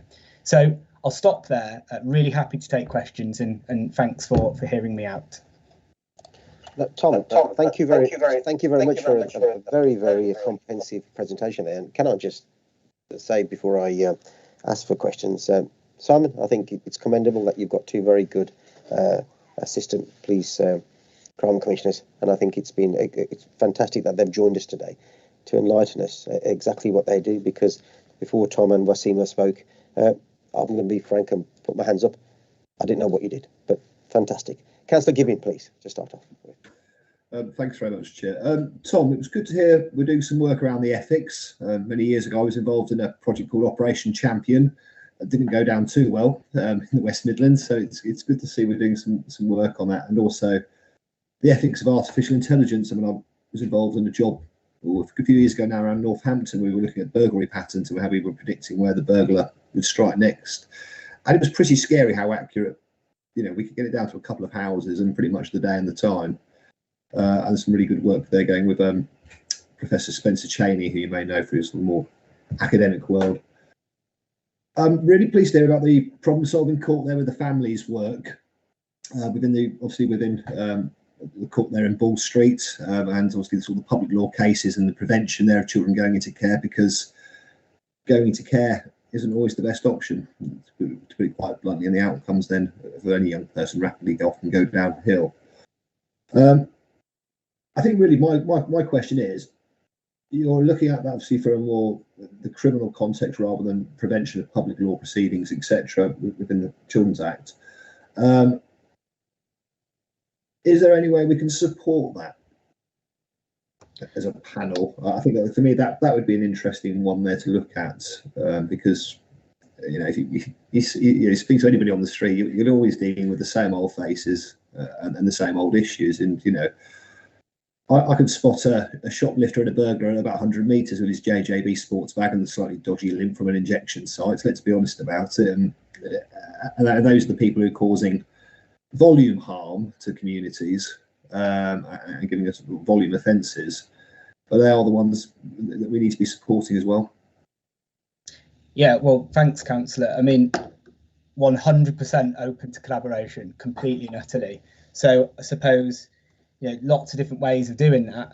I mean, one could be for us to send information imminently, and then you kind of feed into the bits that look interesting to you, and then we have a further conversation. Or, and obviously I need to talk to the Commissioner about this, get his view, but we could have maybe a bit of a workshop where we talk about some of these, whoever's interested, talk about some of these things in a bit more detail, because there is a lot of detail to it. But I think for these to work, because they're necessarily multifaceted and need to have different agencies working together, you can't have too much buy-in. but you can definitely have not enough. So very happy to take you up on that. And actually, I should just say, because it's great what you said about the kind of children's proceedings bit, this is so spot on. There's a lot of work we're looking at, which I would say is a little bit outside of our, what one might expect to be the PCC's interest area, because it really is before crime has happened, and some of that pastoral support stuff, but it's never truly separate. So getting the problem solving court bit right might be about giving real good support to a mother who has children who aren't yet behaving problematically in the school environment, but it's on the road. So actually that part of the system is just as much about the early part, if we allow it to be and think about it holistically. But yeah, completely up for the collaboration. So perhaps I drop you an email after this. Fantastic, thank you. Councillor Jones. Thank you, Tom. Some really interesting. Was not bored at all during that. It was really interesting what you were saying. There's two things that I would like to make points about, or it's really good to see that the Police and Crime Commissioner are getting round the table, especially with sort of the mental health side of the problem solving courts and everything. I work with as a paramedic for the NHS, and I can see the other side of mental health, and especially when someone's in crisis, and how hard it is sometimes to access services, especially within the NHS. And I can see the problems, especially around drugs, alcohol, mental health, that then relate to crime as well. And it's good. So I just wondered, the Combined Authority Mental Health Commission, is that a multi sort of agency? Do the NHS, are they around the table as well? Because like you've just said, it takes so many different aspects of society to tackle these problems, not just the Police and Crime Commissioner. I just wondered whether you have sort of got the buy-in of everyone that you need to have there. Councillor, that's a really good question. So at the moment, our engagement has mostly been about them inviting us onto it and then asking us what we're interested in. And what we've said is we recognise how the issue of mental ill health feeds into almost every single aspect of our work. And one thing we wanted to emphasise is actually, because so much of our work is around youth offending, we wanted to really make sure that child and adolescent mental health services are at the table. And I asked specifically around them, look at all the other NHS bodies are needed, but I asked specifically around them because some of the other work we worked on, we haven't always managed to get the engagement that we need, probably because of fighting lots of other fires, like lots of other agencies are. But still, for me, for this commission to really be worth its salt, we do need that, because a lot of the experts I'm talking to, I think it mirrors what you've said, and what, stuff I've read is there is a bit of a crisis on us, which COVID-19 has obviously escalated. So we need them at the table. But yeah, again, I'm happy to talk with you more about that in due course. I'm still really waiting to see what it looks like. At the moment, we're kind of grateful to be included, so that we've kind of got a voice on it. Brilliant, thank you. And there's two other things. Sorry, I'd like some more information on the Commonwealth legacy as well. I'm a very firm believer that we've got the Commonwealth Games coming to Birmingham. We need to, for want of a better word, milk it for all we can. Have a good legacy there afterwards. That it's not just a one-off sort of a couple of weeks of events. We need to get the legacy behind it as well, and how we as local councils, local councillors can get involved in that as well, so that we're all sort of singing from the same hymn sheet with the legacy part of the Commonwealth Games. Yeah, so we can kind of break this down in terms of our work into two halves. One is the biggest contribution that the police have made, and our oversight thereof, has been around the security. And Westminster Police kind of, chair lots of that work, and it's been a gigantic undertaking. And it was referred to earlier about kind of the significant budget that required, which has been paid for. Although, like Mark said, there will be an operational impact during the games, and I think we should be honest about that, and it's unavoidable, really. But there is going to be some legacy components to that. So the events, games, control suite will be state of the art. And that's going to be able to be used, for future events. And I think will better link in also to kind of roads infrastructure and other things as well. So that's going to be operationally a really great legacy. There's going to be a lot of legacy of operational skills as well. So a lot of officers at right through lower level to higher level have needed to undertake additional training to be able to manage something essentially that presents such risk by virtue of its scale. So there is a genuine sense there'll be that. They've really used the makeup of the Commonwealth Games unit, for want of a better phrase. They're not calling it a unit, but the team in Westminster Police responsible for that. They've really used that as an opportunity to create a diverse workforce within that. So we talked earlier about promotion and retention opportunities for underrepresented groups. This has been very purposefully used as a vehicle for that, because it's giving, you know, really unique opportunities from an operational and also partnership working as well, because the Games is such a big undertaking. And that also links to the recruitment of volunteers. So I know, and it probably hasn't been as ambitious as we'd like, because quite frankly, there's so much else being done, but we have, or at least plan to use the kind of excitement of Commonwealth Games to get more special constables, more voluntary PCSAs, which is kind of a school age thing, and more police cadets, again, kind of young people thing, again, with a real focus on attracting diverse talent, so that we're building trust with communities that might be underrepresented, but also to help feed that kind of long-term pathway of people who might be inspired to become full-time police officers. In terms of legacy from the PCC side, as you know, we're not awash with money, but what we have tried to do is carve out a proportion of the Active Citizens Fund to directly dedicate it to legacy projects. Now, because we had to do this in partnership with kind of the organising committee, it was rushed and done quicker than we would have liked. But we weren't dancing to our own timetable, we were dancing to the timetable of others. But we really did want to make sure we were contributing, because this is a partnership thing after all. And we still had confidence in what they described to us, that the money was going to be well spent. So that has been £200,000. Some of that will go to the administration of it. So we're kind of contributing to the team managing legacy funds, because money are coming from other places as well. So kind of third sector money, lottery and type things like that. And we ran a campaign to invite applications, essentially. So that's kind of done. To give you assurance, what we were really, really strict about what we wanted that money to be spent on. One, it was making sure that young people who risked being completely excluded from the Games altogether and deriving no benefit from it whatsoever were the ones to get to partake in meaningful sports and arts activities, because we know not every young person wants to do sports, and arts can be just as kind of, you know, formative as it was for me personally. And we wanted to make sure that it wasn't just a case of, you know, playing sports or doing arts on a few afternoons and then that's it. As great as that is, by the way, it still has value, but we wanted it for young people who specifically known in their communities who might be at risk of falling into crime. And therefore, not just providing an opportunity to participate in sport, whether it be basketball or football or whatever else, but also have, where possible, more wraparound support as well around youth mental health, positive mentorship. So we've gone for projects which add a bit of sophistication around how they really try and act as role models. Some of the projects are also focused around a community action type project.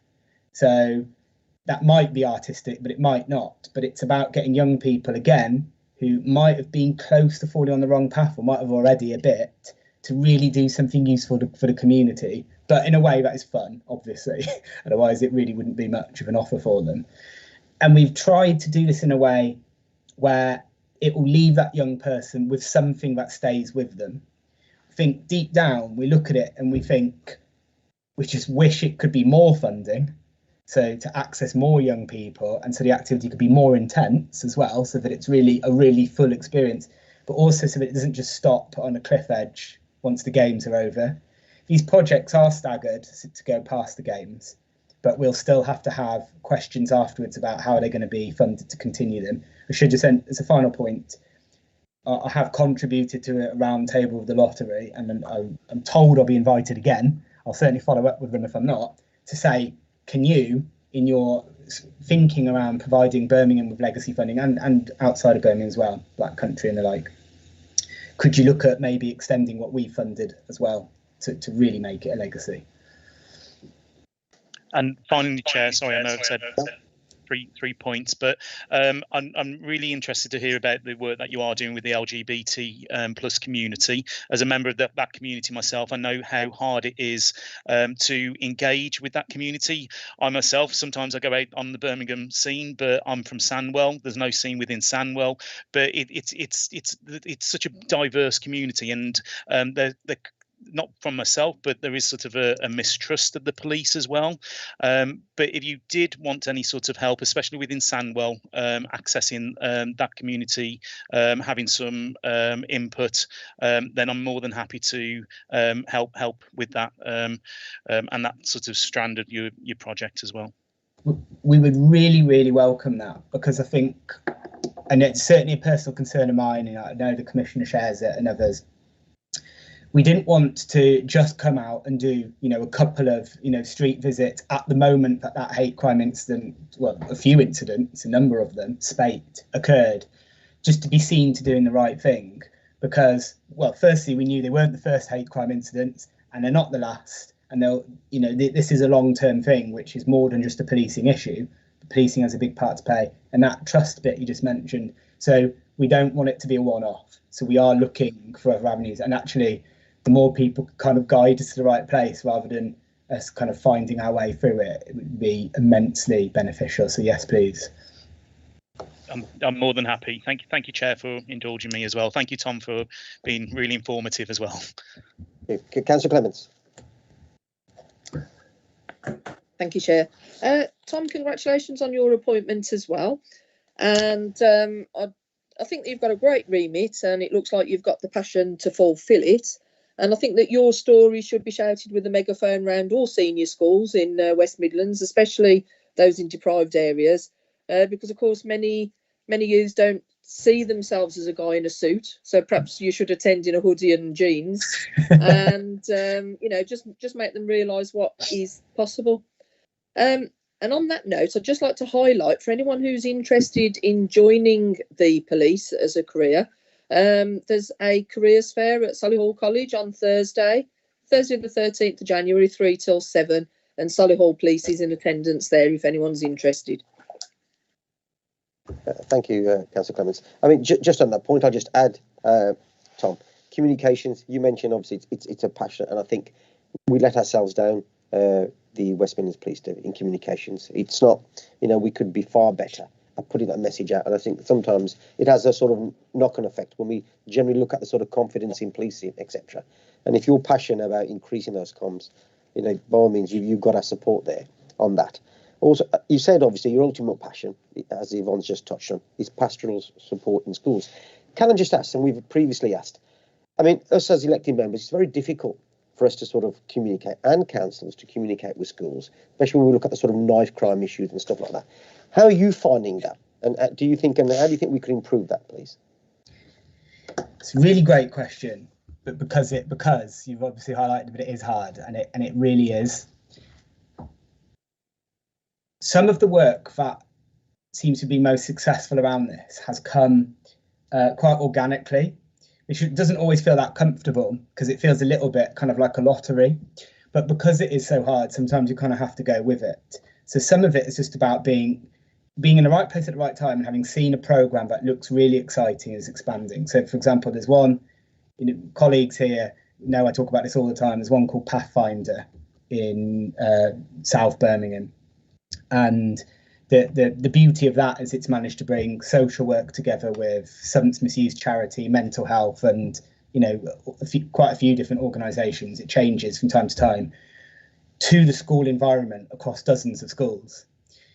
But when they first approached schools, the schools sometimes were really embracing of it, recognising there was a real need. Some were a bit sceptical and kind of felt either you're interfering, or they didn't necessarily recognise they had a problem, or they thought there was a different way of doing it. But the middle ground was some of those were a bit sceptical and they tried it and then saw that it really worked, that kind of pastoral support. So there's that kind of organic growth when we see it's working, we really support it and advocate for it, and then talk about that model in lots of other places. The other angle I've looked at a few times is talking to people like the Birmingham Education Partnership or Titan Partnership, who are big, obviously, umbrella bodies of schools in Birmingham.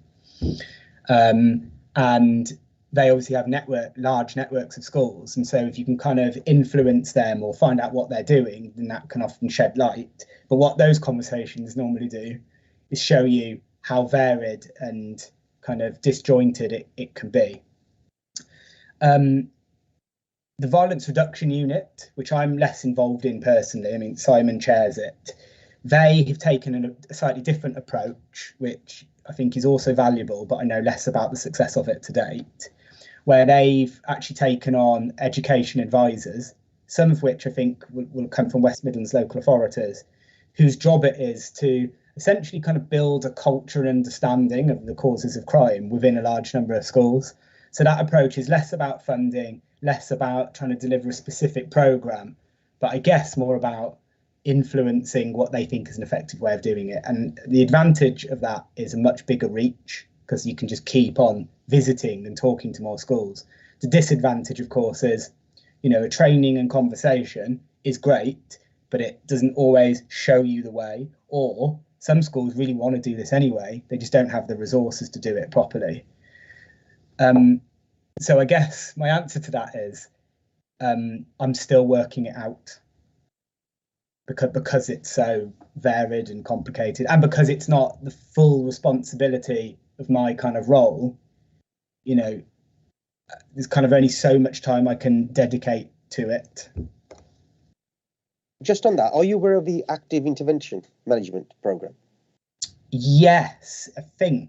Is that, maybe I'm thinking of a different one. There's one which is specifically around youth work qualification for people working with people in gangs and the like. Is that it, or is that something different? Well, I mean, this actually came back from the Simon's predecessor, which was about obviously sharing information regarding obviously when we look at sort of the youth offenders, etc. Or, for example, if a child was excluded, they'd sort of plot it, etc., and sort of help along, sort of try and, I daren't say a bit of a minority report sort of thing, but I think it was originally launched by the LPCC, and I think it's working. So I don't know whether you were aware of that, and it's part of your portfolio as well.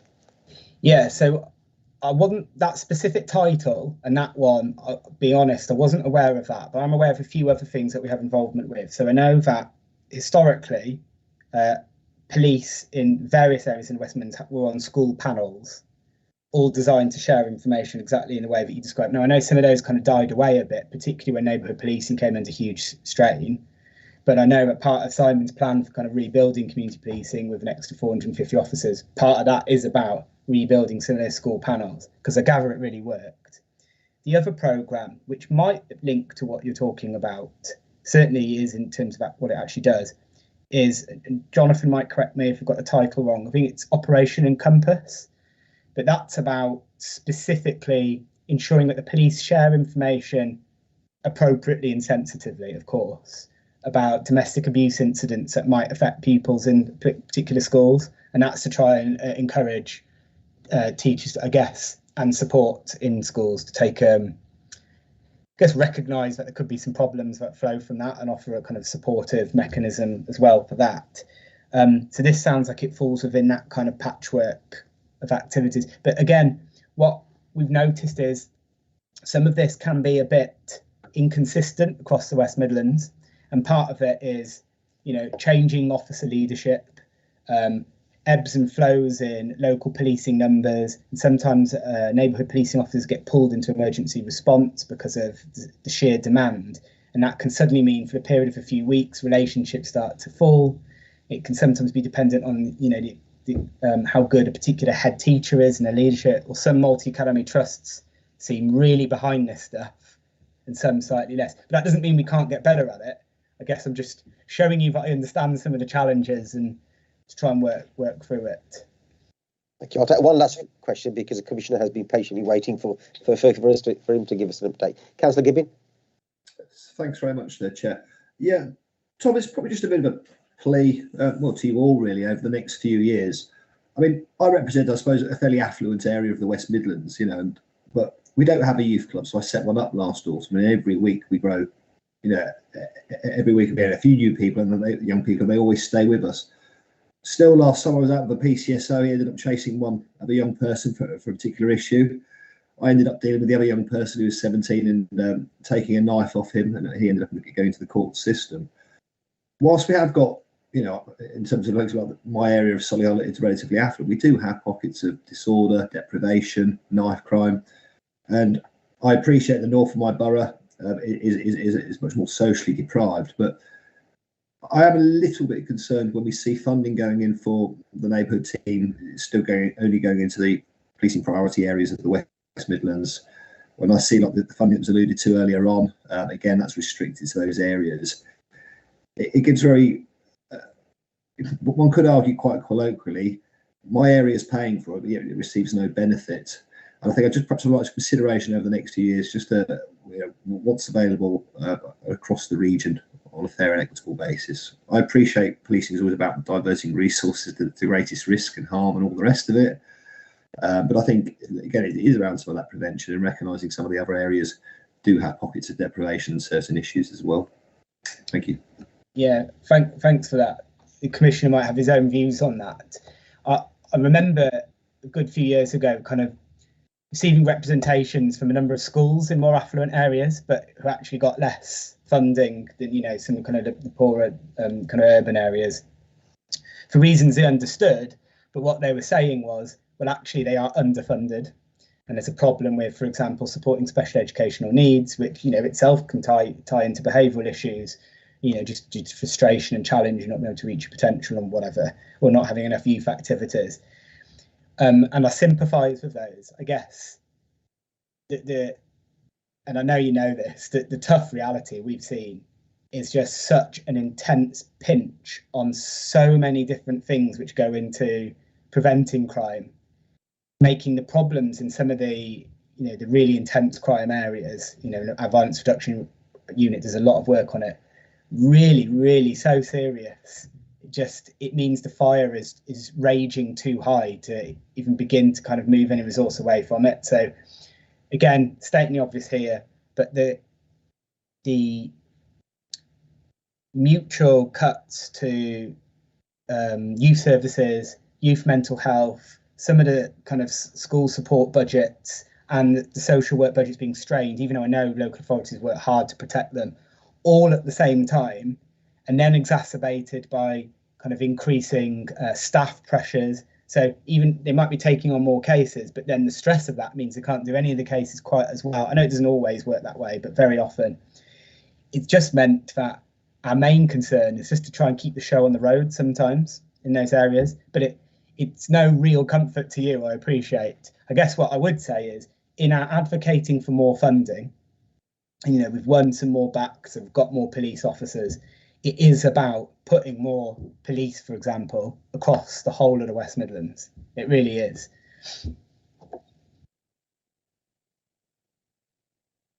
Okay, thank you very much. Can I just thank both Wasim and Tom for attending today, and comprehensively, can I say, inform the panel of your roles and duties. And thank you, and please come again in the future. You're welcome to stay with the rest of the meeting. If obviously you've got a busy agenda, then please you can leave us at this point. Over to the Commissioner. Commissioner, apologies for keeping you waiting for so long, but I think your assistants have sort of stole the sort of headlines today. Yes, thank you. I invite you to give your update, please. Thank you. Yes, thank you, Chair. And that's no problem at all, either in terms of waiting here patiently or indeed deferring to my two Assistant Police and Crime Commissioners, who I'm sure you'll agree gave a very good account of themselves in terms of the work that they're doing in order to support the work both of myself as Police and Crime Commissioner and, of course, the Office of the Police and Crime Commissioner and indeed the people and communities of the West Midlands. So just to address the issues at agenda item 9 in terms of key decisions and update. So firstly, in relation to decisions, the key decisions I've published since the last meeting of the Police and Crime Panel on the 29th of November 2021 are of course set out in the panel papers. that have been circulated prior to the meeting, and I mean they are three key decisions that are recorded there. Firstly, the 1st of December, which was a decision in connection with the Eastern Custody site, which is a confidential decision relating to the estate programme. Secondly, 1st of December, decision relating to West Midlands Fire Service HQ, which again is a confidential decision relating to the estates programme. And thirdly, 23rd of November, a decision relating to the estate strategy.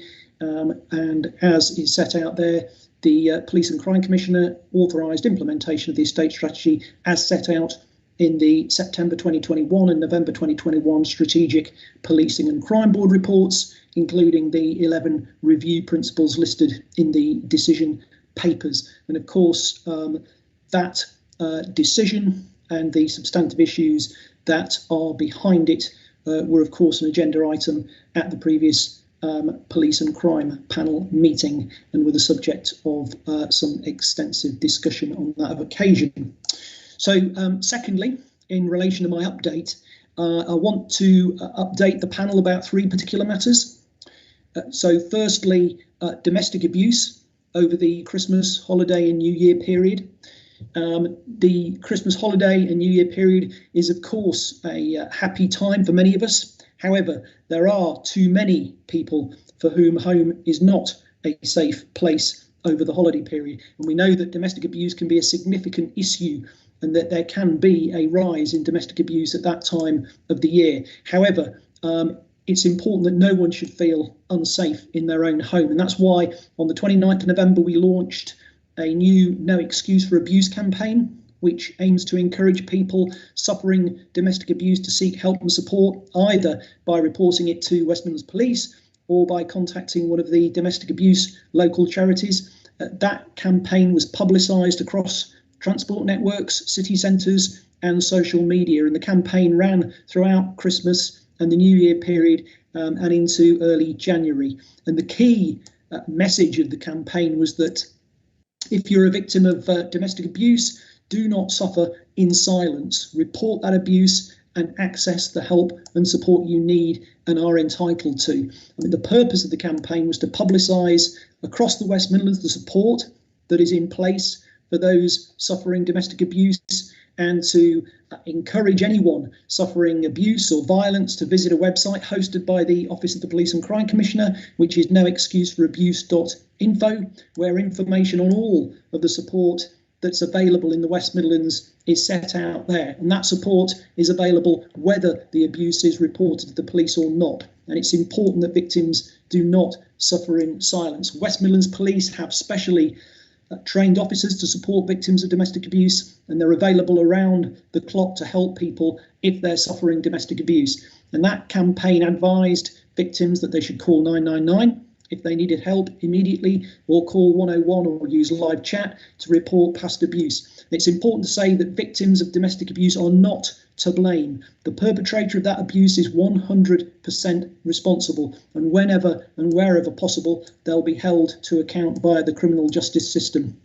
And all of that is why I've more than doubled the number of independent advisors in the West Midlands, working to support victims of domestic abuse from 31 to 64, and those advisors provide a vital service to victims of domestic abuse. They provide that essential advice, help and support to enable victims and survivors to navigate the system, obtain access to justice and rebuild lives. And of course, as Police and Crime Commissioner, I commission the Victim Support Service across the West Midlands, and that includes the victim support services for victims and survivors of domestic abuse, so that the right support is available at the right time and the support is tailored to the needs of that particular person, because of course people's individual circumstances and needs can differ.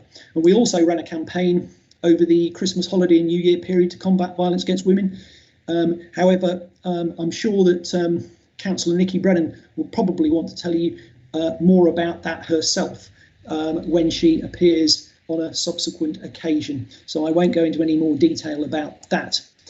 So secondly, West Midlands Police, COVID-19 and related matters.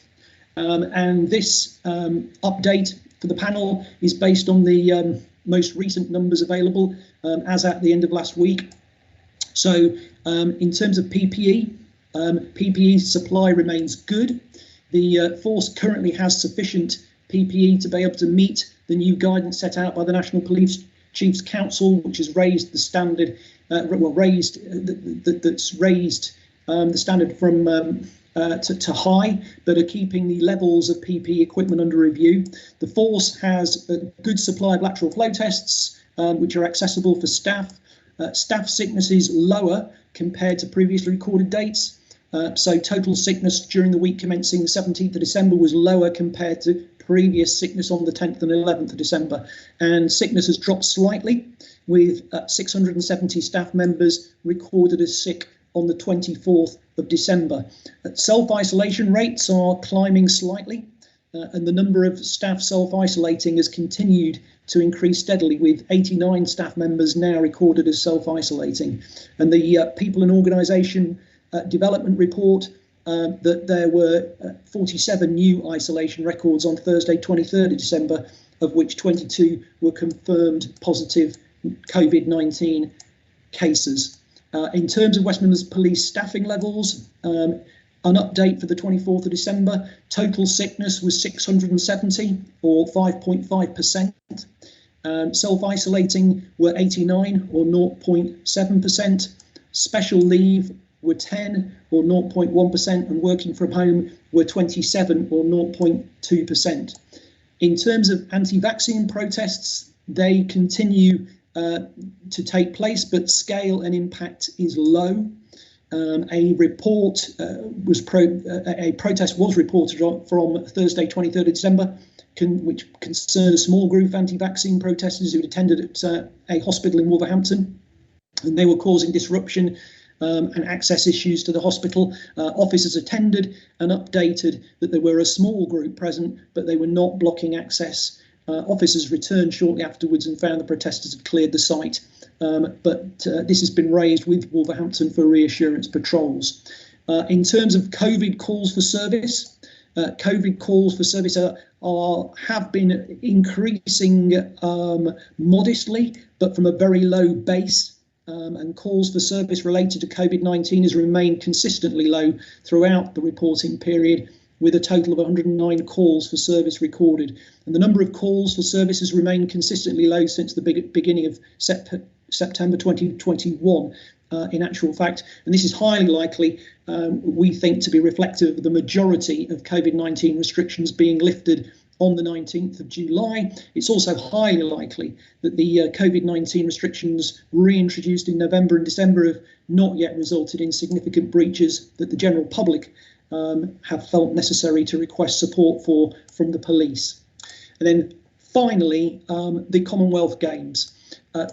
We touched upon this earlier during the course of Tom's presentation, but the Commonwealth Games will of course be taking place this year between the 28th of July and the 7th of August, and it'll be the biggest sporting and cultural event held in the West Midlands, with thousands of people taking part and millions watching it around the world. Operation Unity will be the biggest operation in West Midlands Police's history, relying on support from policing across the country, the military, private contractor security and trained volunteers. And the aim, of course, will be to deliver a friendly, but above all else, a safe Games. Now, I have, as Police and Crime Commissioner, the responsibility of holding the Chief Constable to account, who is ultimately responsible for the Games security. And I also have oversight of the security budget.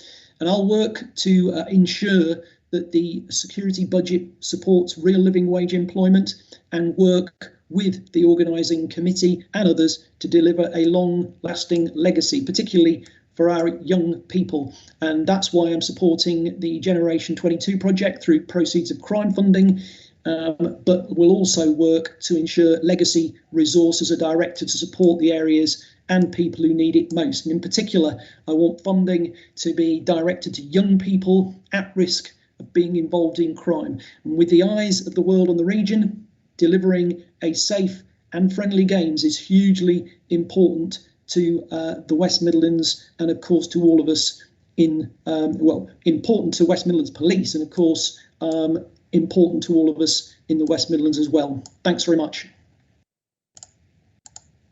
Thank you, Commissioner. You did say 3 points. You said 2. Was that the third one? Was that the Commonwealth Games, the third one?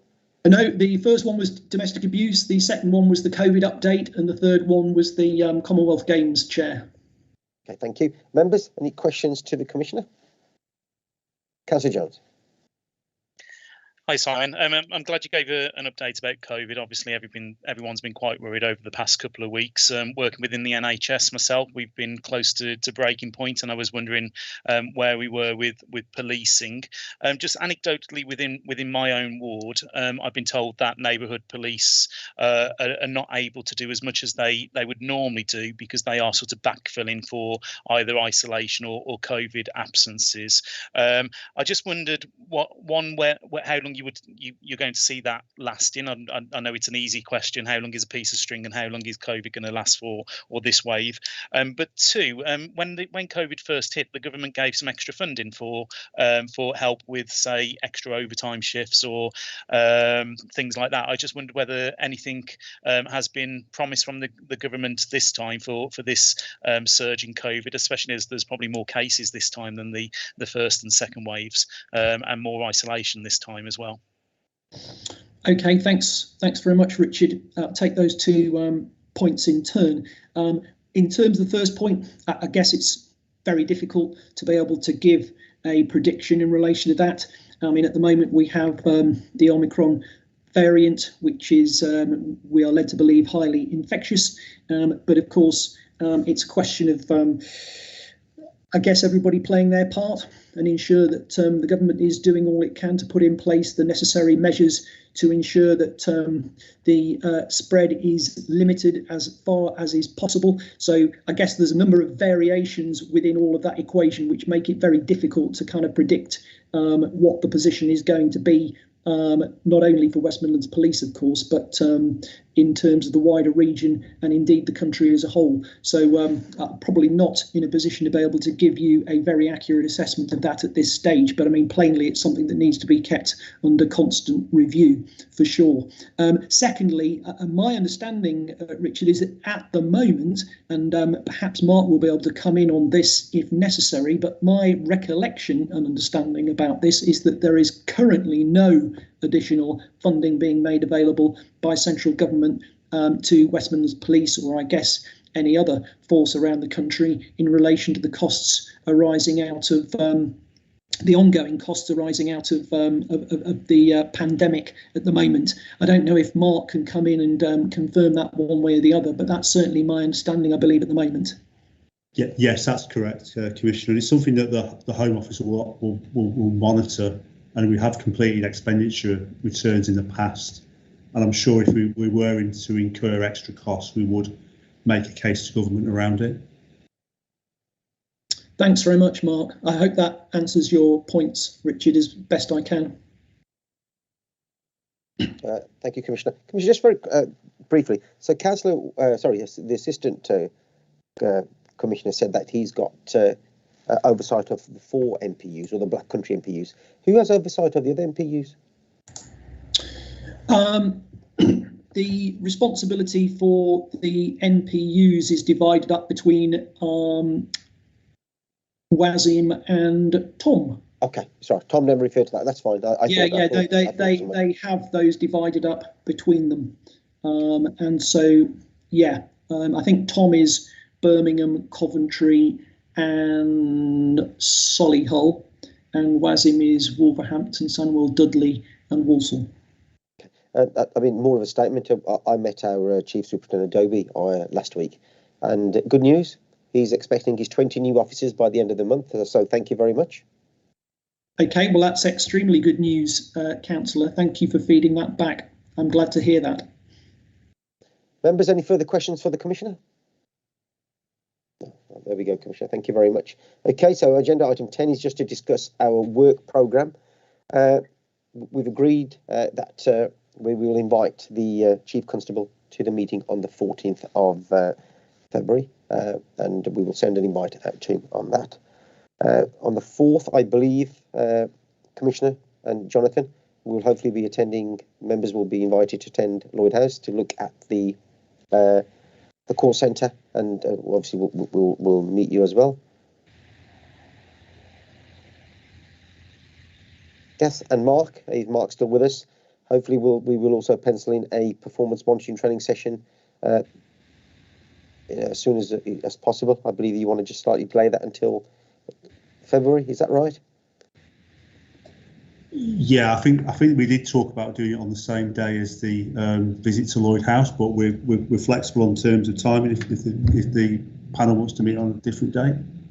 I mean, I don't know. I mean, I don't know. Obviously, when we look at timescales, whether we'll be able to do that, will we? Maybe that's one for panel members or Sarah.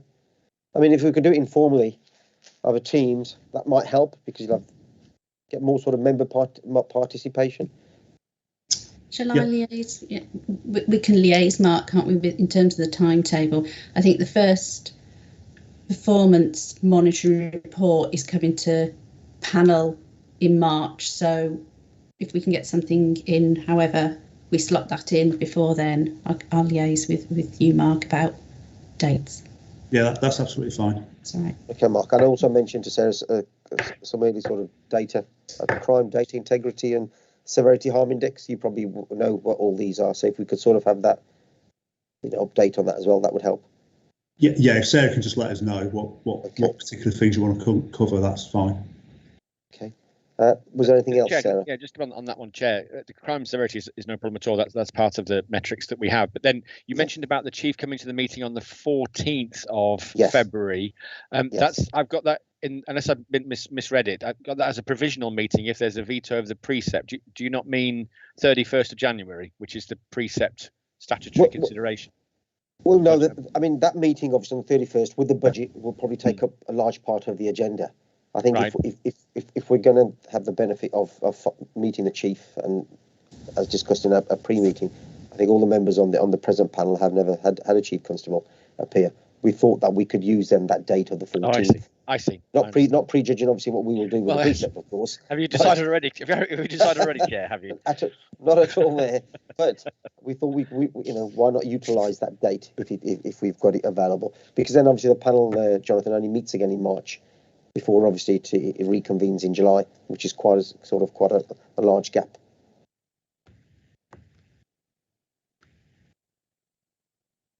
So on the work programme there, Sarah, we're happy with that. Members are happy with that.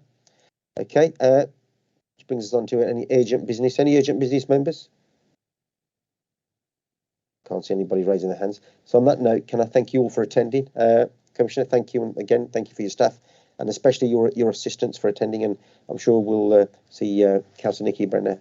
We'll send an invite out maybe for the next meeting on the 31st. Thank you, and all have a good day. Thank you. Thanks. Good afternoon, everyone. Take care. All the best. Take care, everyone. Thank you. Thank you. Bye. Thank you. Bye bye. Bye bye. Bye all.